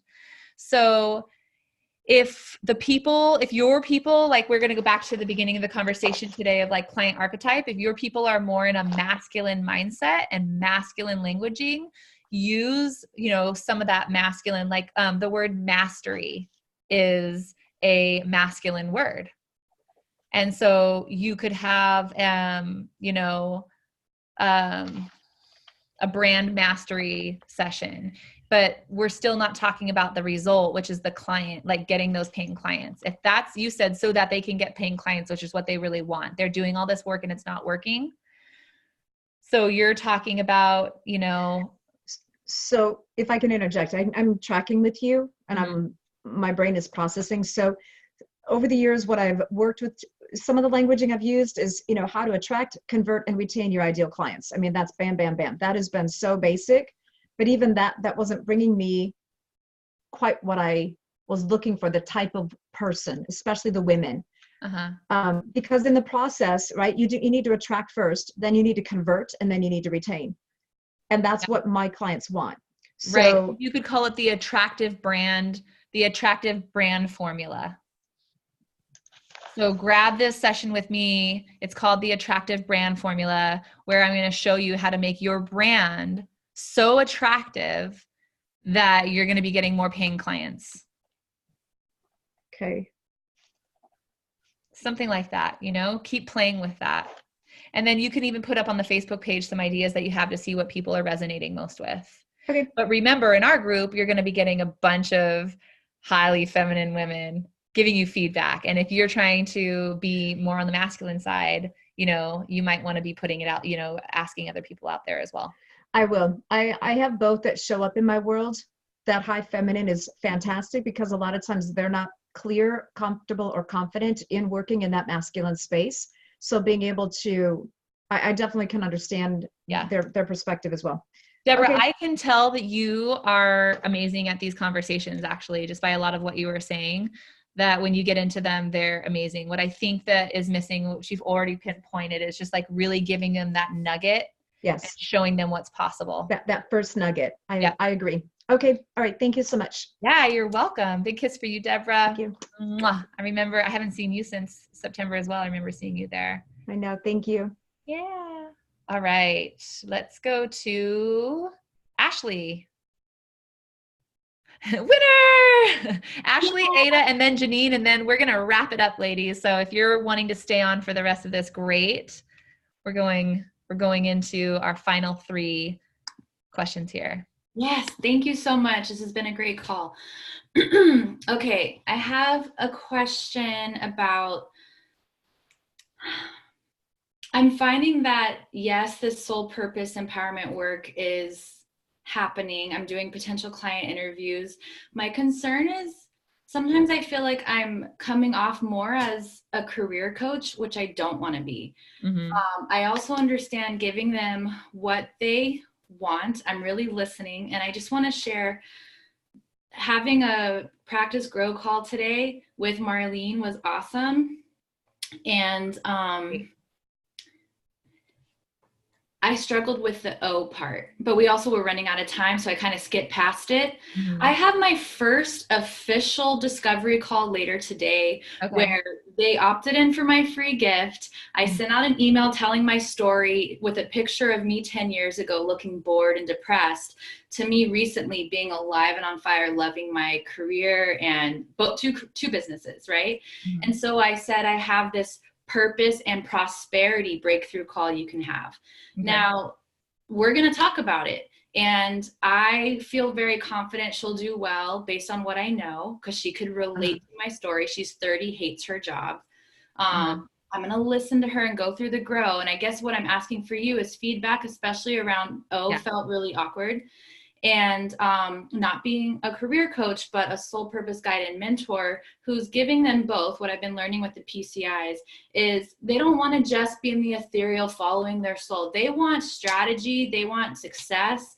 They don't want to self-sabotage. They want, you know, but the thing is, as I'm listening to about the archetypes, so far it's either been women who want to leave their jobs for a better job or their own business, make their side hustle full time, or sometimes it looks like someone who's thinking about starting a business, or they have a business, but they're kind of stuck and it's not doing well.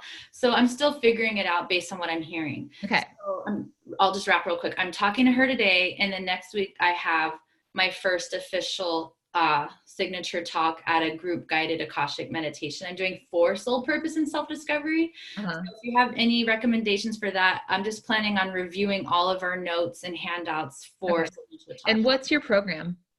So I have a 9-month program, Purpose and Prosperity Transformation.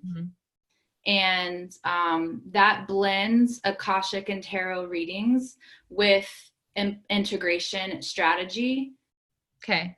So first of all, purpose work is an octave. It's like in the same, I'm trying to think of, it's like, it's in the same color wheel. Like if you had like reds all the way to pinks, the same color wheel as business. Because when we find ourselves on purpose, typically that means we're putting ourselves into the world in some way so that we can give and have some satisfaction about why we're here and we're doing what we're meant to be doing. And it's going to most of the time require us to make some sort of income, right?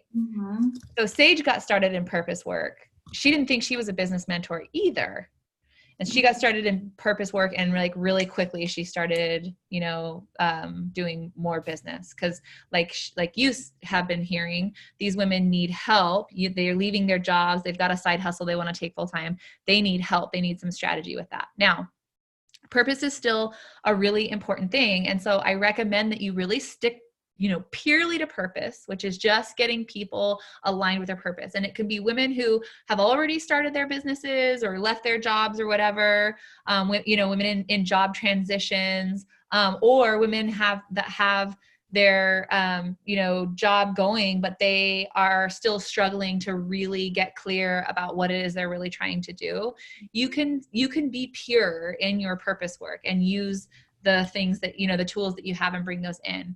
But ultimately, you are definitely leaning in, you're in the career niche. Only because I've been told I have to.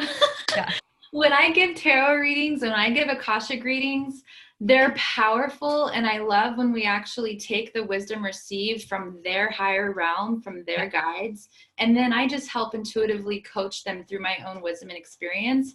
But what I want to be mindful of, I want to give them what they want and then what they need. And I don't want to focus too much on the modalities. I'm getting clear on that. But also I want to make sure that I don't end up in a situation where I'm just strategizing business stuff with them and we're leaving out the whole like Akashic and tarot realm, because that's my gift. That's my purpose. That's my So I wouldn't ever leave that out. And what I'm hearing and what I want to reflect back, and I think this is so important for all of us, is we're all afraid on some level of our niches. We're all afraid of like actually being in there and actually being seen or having to do parts of our coaching that we don't want to do, right?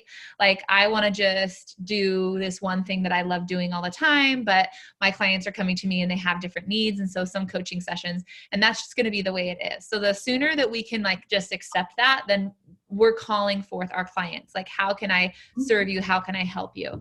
You will be doing some strategy, but you can build in the thing that you love most doing. You can build that in to the weekly, monthly flow so that it's always going to be a part of it. And the thing is, even though women need a lot of strategy for business, they mostly need mindset. It's mostly clarity, mindset. You know, how do I go and do this one thing, you know, and do it clear and get what I, you know, get my needs met from it. So you're going to be supporting them on that no matter what anyways. So I would say, you know, the sooner you can embrace the fact that that your clients are businesswomen, you yourself are also a businesswoman and you've had success in business. So you really are going to attract these women who want that. If you can embrace it and integrate it into part of what you're giving and speak to that, I think you're going to be getting a lot more clients a lot faster. Thank you. And I feel like my two main stories right now that I'm getting better at telling to relate this is my own, which has me this call. Right. And then my client who had a call with me scheduled, thank God, because she was in doubt about buying this spa. And we looked at her records and some oracle cards, and it was so clear that she's meant to get that spa. Now, 2 years later, she has it, and she's in process of buying her second spa. And she's so happy. She has more money and time for her son. They're about to travel to Egypt together. And like, I have this real story. This is a client who's been working with me on and off for many years. But what I'm going to share is, look, if she didn't have that call scheduled with me, if we didn't have an ongoing relationship, then she might have been in that fear and doubt and just went with that. But because we had a call scheduled, I was able to help her see that don't let this self-doubt and sabotage get in the way of what you're really meant to do. That wasn't me telling her that. That was me checking in with her soul's wisdom and what. And also helping her connect to that, right? And to her purpose, and really tie it back around to the result. She's now going on a trip with her son to Egypt. She is now leading her own life in much more focused way, and knows her purpose and is walking towards it all the time. Right. From getting into alignment with that with you. Right. So be like tying it back around to the results. Okay. So I got the grow call, but the O felt so uncomfortable and forced because I was ready to get right into my program. Mm-hmm. Yeah. I'd be like, you're clearly a good fit. Let's talk about it. You know, she's reaching out to me to talk about it. Yeah. So why am I also giving her a minute? Did she sign up for the program? She signed up for a discovery call. Oh, you mean the one that's coming up today? You're having a hard time thinking about getting into the O. Yeah. This is my first time having an official call for my Okay. Stick to the model. That's my best advice for all of you. It's what I do as well. Stick to the model. Some people are going to be really ready to hear about your program. Others aren't. Doesn't matter. Just practice the model the way it is. Get on the phone. Let them know you're going to give them this thing. You have something like we've been talking about. You have something that you're going to offer them. You're going to open up that possibility and give them something to look at in that options section. A little nugget that they can walk away with, right? That's what I'm struggling with. And I don't expect you to give it to me right now, but I don't get what the mini plan would be. Like I'm supposed What was the name of your discovery session, did you say? At the moment, it's purpose and prosperity. Uh-huh. So I already have a couple people in my program for organize your life, live your purpose, but I'm really trying to get away from the decluttering and focus more on this. And so right now I'm calling it purpose and prosperity, but it's really about purpose and her leaving her job she's not happy at. So I don't know what a mini plan would look like helping her come up with a morning routine where she has a practice of meditation and writing out what she really like, visualization. Like I just am clueless at this part. Yeah, I would think maybe more long-term, because I don't, the options, just so we know, let's make this distinction. The options isn't about giving them a tool. Okay. Oftentimes we're not giving them a tool. We're showing them a plan for what's possible. So if she wants to leave her job, you're finding out in the reality section of Grow what's stopping her. And in the G section, you're finding out what are her goals for leaving her job. And then what's really stopping her, what's getting in her way. And then in O, you're really showing like if you do, you're just taking a stand for them and the possibility and saying, when you do this, you will be able to, like, I really see you 6 months from now being able to leave your job and have something else lined up that feels incredible, where you're going to get XYZ, the thing that they said they most want, because you're actually in alignment with taking those next steps and things are coming into place. In the practice call, Marlene was like, 9 months is a really long time. And I said, well, what if in 9 months you're at a job that you love? Exactly. And that's a really great, and so you're already skillfully handling an objection, right? And I love that she gave you an objection because that was good practice, but you're totally on it. I would say the more you can embrace the fact that these are career women that are coming to you and that you actually have career expertise, and that you're taking your testimonials like this woman with the spa and her son in Egypt, that you're tying it back around to having results when you're in alignment, that you're able to actually make those decisions and start, designing a life that's more purposeful for you. You're on it. Yes. Thank you. You're welcome. Big kiss for you. Mwah. Okay. Woo! We went right up to the wire here. What do you've got for us, Ada? Oh, we can't hear you yet. Oh my God, really quick. That client I just told the story about just texted me, and it's been months since we've spoken. That's so interesting. It's a sign. I know. Let me mute myself though. So am I unmuted? Yes, now you're unmuted. Hi, Ada. Okay. Hi. I've been waiting for this. Thank you. Yes, you've been very patient today. What do you got? I have a painting group that's been meeting for 6 sessions, and the next session will be the 4th session. We are halfway through. And I'd like to And this group has paid only for art materials and it's going really well. Uh-huh. And one of the participants, who is also the president of the organization, it's a huge women's organization, asked me last time if I would like to continue next year. The arrangement is the first time around in their bylaws, it is that I can do it, I should do it as a voluntary, on a voluntary basis. And next time I want to be paid. Yes. And I'd love to do it and I want to be paid. And so the next time, first I'm going to talk with this president woman on the phone tomorrow or the next day to say what the value they're going to get. Yeah. And so based on that, I will then end up with how much I'm going to charge, $50 per person. And that I am giving them results. And so the next session that I meet with a group, which will be Monday, I want to start, first, I want to get deeper feedback from them.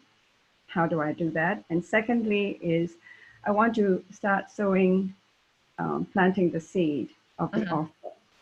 And the two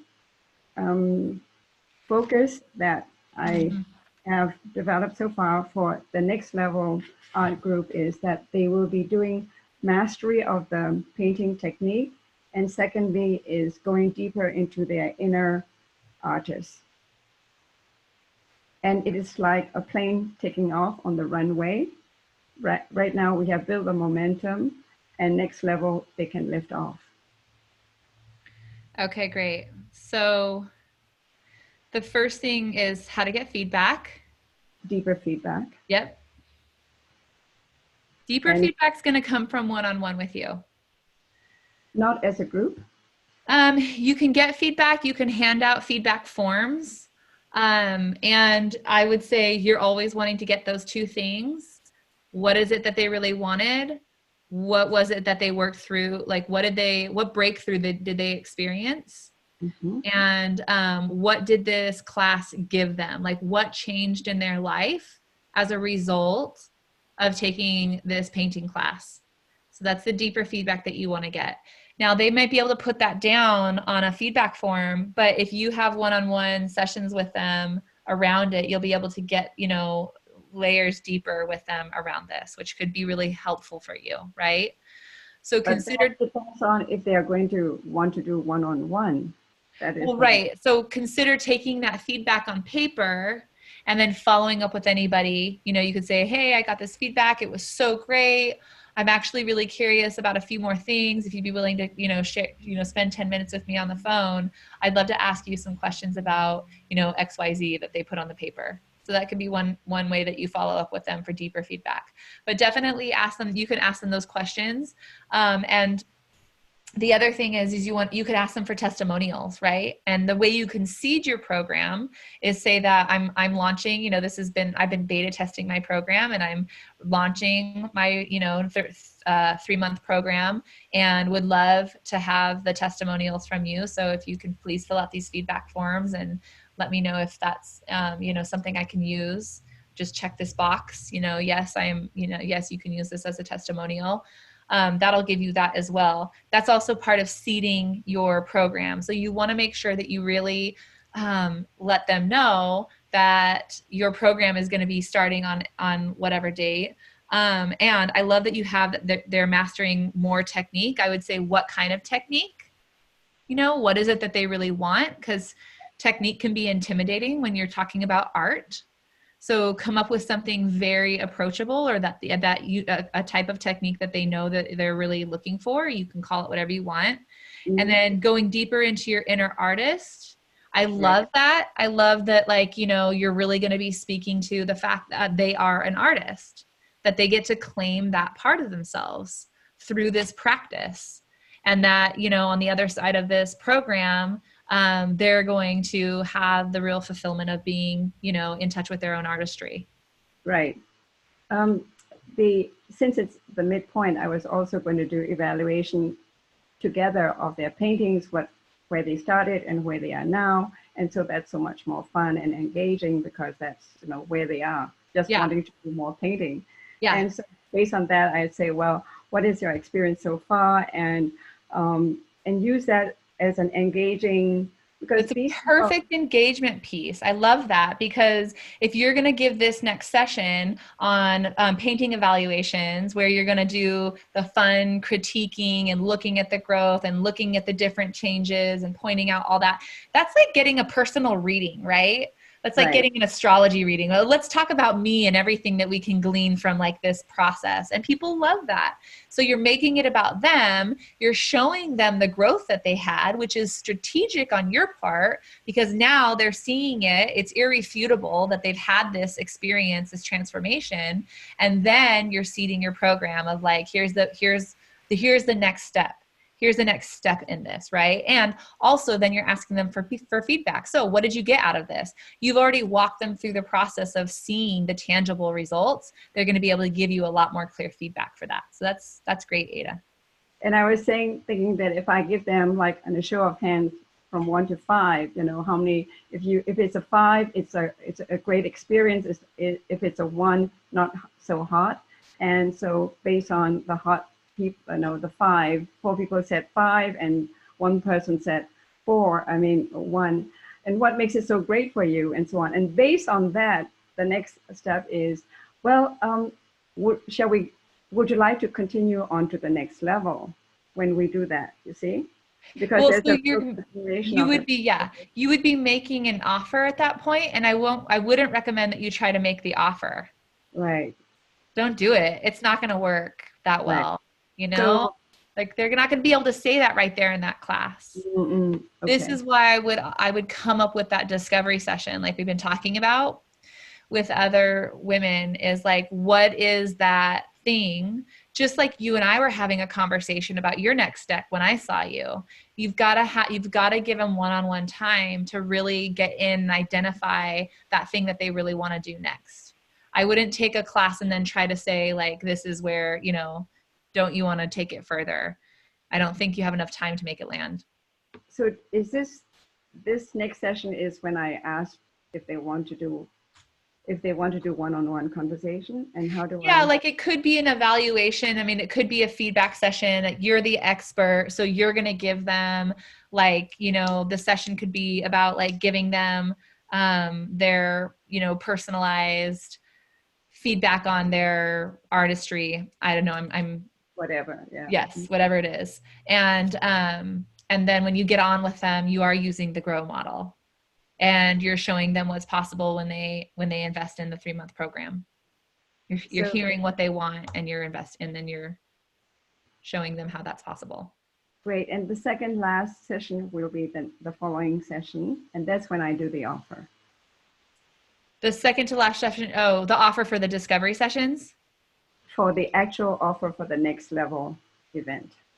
Well, so here's what I'm suggesting, just to make sure we're super clear. I'm suggesting that you offer them a discovery session before you offer them the next level. Right. So that you're really practicing the GROW model, and that you're really getting your skills in enrollment. Because what I don't want to happen is, here's this beautiful group of people that love the work that they've done, and they've gotten it relatively for free, right? And then you make an offer to go to the next level, and they're shy and they don't want to take you up on it in that moment. Mm-hmm.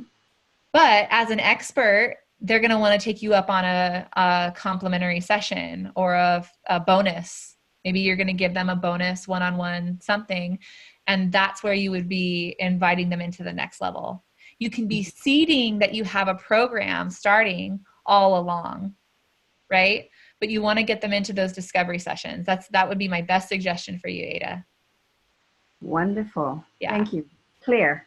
Yes, good. Good luck with that. We have come at time, and I have one more woman waiting, and I'm going to answer your question. But if you have to go, just know we love you and we bless you.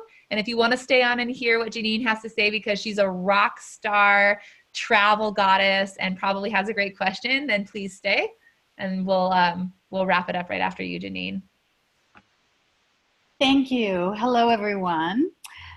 So I'll try to make this concise. I wanted to talk about client archetypes because I have, like, I was just thinking about it. I have sort of 3 different sort of types of clients. One of them is my heart-centered adventure travel person who maybe went to Indonesia with me or is going with me on a huge historic sailboat next July from between Italy, Croatia, Kotor, Montenegro, back to Venice.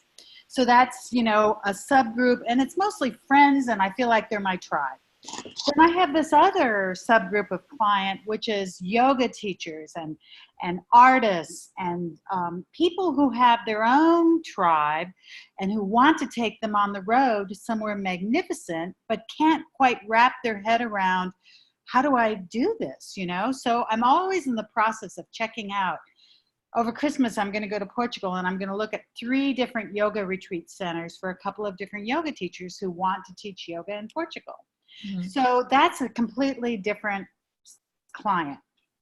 And then the third one is this brand new Magellan project, this client who has hired me to rebuild it's the 500th anniversary of Ferdinand Magellan's first circumnavigation in a sailboat around the planet.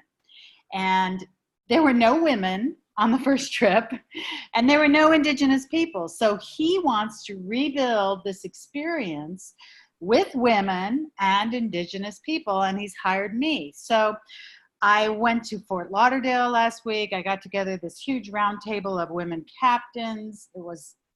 It went so incredibly well. That's awesome. I'm hoping to repeat it in San Francisco and in New York and in Southern California, building up to this first trip, which will be at the end of, which will be about a year from now. Okay, so this is another type of client that I have, but in addition to the people that might want to go on this trip or part of this trip, I'm trying to collect some donations, do some fundraising, because it's a 501c3.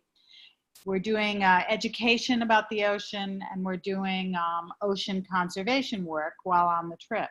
So I'm really wrapping my head around, you know, maybe sitting down with some corporate clients and pitching them on, you know, maybe getting $100,000 or even more. Mm-hmm. I get 10%, by the way. Mm-hmm. So I'm kind of motivated to do that part. 10% of any donation? If I bring in, you know, $100,000, yes, I get 10%. Yeah. So what's your main question for me? Because that's a lot of amazing stuff. I have these different silos of clients. I have these different, some of them kind of overlap. Some of them, you know, kind of blend together. Mm-hmm. I'm just trying to stay organized. Yeah. About having these different opportunities. Right. Any words of wisdom you have about? Yeah. So first of all, prioritize, always prioritize the thing that's your thing, right? And not somebody else's project. Okay. So it's perfectly wonderful to be working on another project with somebody, and it's super hot that you're going to get 10% of something that, you know, that might be doable because you're an expert in the realm and you might be able to pull that off and make some cash. I love all of that, but keep your eyes focused on your number one thing, which is getting clients to what point, right? Like, is it is it the first people that you mentioned, the heart center travelers doing your program? The other thing is the yoga teachers, artists, those people, you're going to go, I mean, first of all, it's really freaking nice of you to be in Portugal and look for some places for these people. I know. We pay people a lot of money to look for venues for us. And to get contracts for us. So do not overgive to these yoga teachers and artists, okay? Like, really stay in your lane with that. That's what I'm challenging you to do. Mm-hmm. These yoga teachers and artists, they need to know what you know. So as much as you can. Don't do it for them, but give them what you know about finding these places and taking people to other places.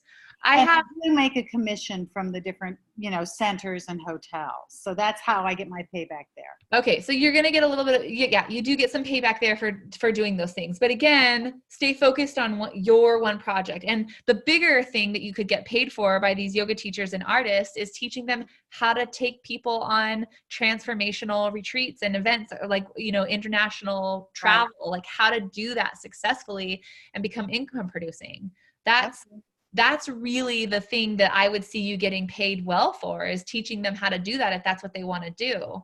And not just doing the legwork and getting a percentage of a contract, right? Mm-hmm. Not unless you see yourself in that business of really going out and getting contracts for people. Mm-hmm. But I don't see you as seeing yourself in that business. I see you as doing a favor for people and maybe getting paid for it a little bit as a convenience. But really stay focused on the thing that you are wanting to offer.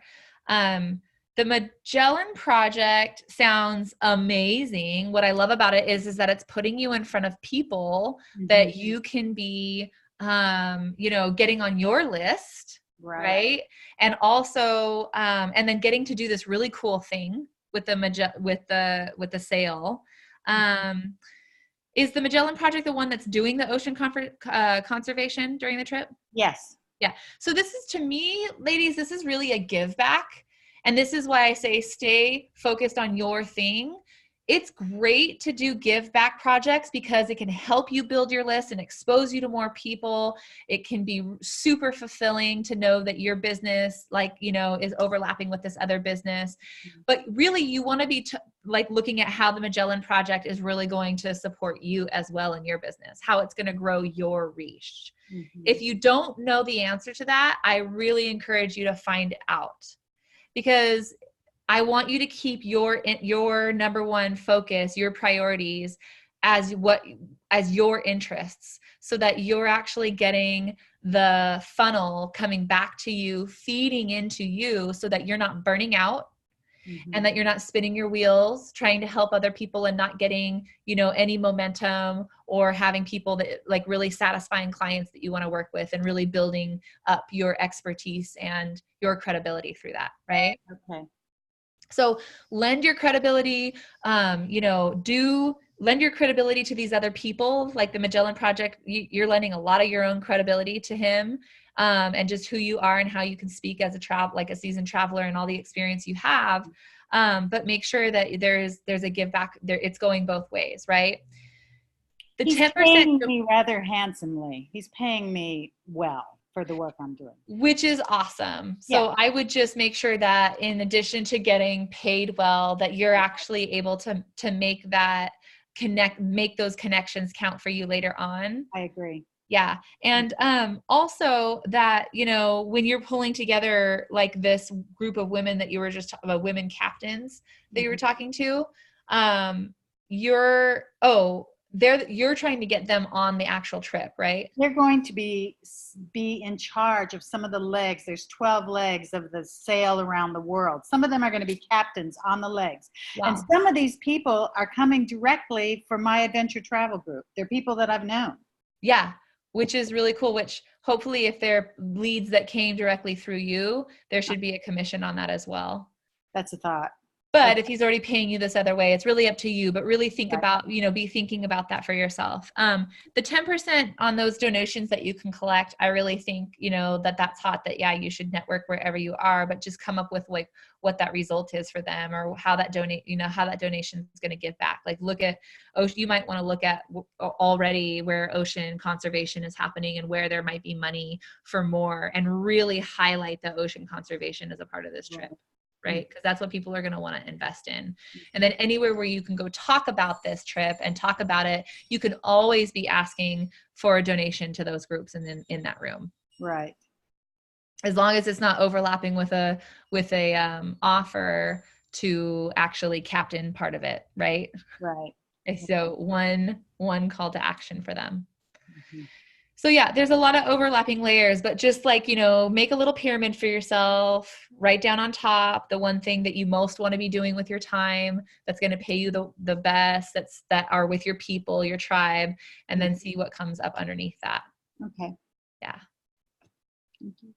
You're welcome. You're welcome. I love this question because really, ladies, this is like what we call a profit pyramid. We're going to be going over this in your programs. And the profit pyramid is really essential to knowing where you're spending your time, to knowing where you want to put the majority of your focus and make priorities happen, so that everything underneath it is, supporting that, the highest piece of where you really want to be. So we're going to do profit pyramids later this year in the program, or actually early next year. All right. I'm looking forward to Hawaii and to seeing everybody there. Yes, Hawaii's right around the corner. Let's unmute ourselves and just give a big, We made it through a 2-hour call with so much information and goodness. Just take it in, let it feed you up and fill you up. And then go out there and reach your clients, because your clients are waiting for you. Not somebody like you. They're waiting for you. You and me and you and me. All right, loves. Big kisses to you. Mwah. Bye.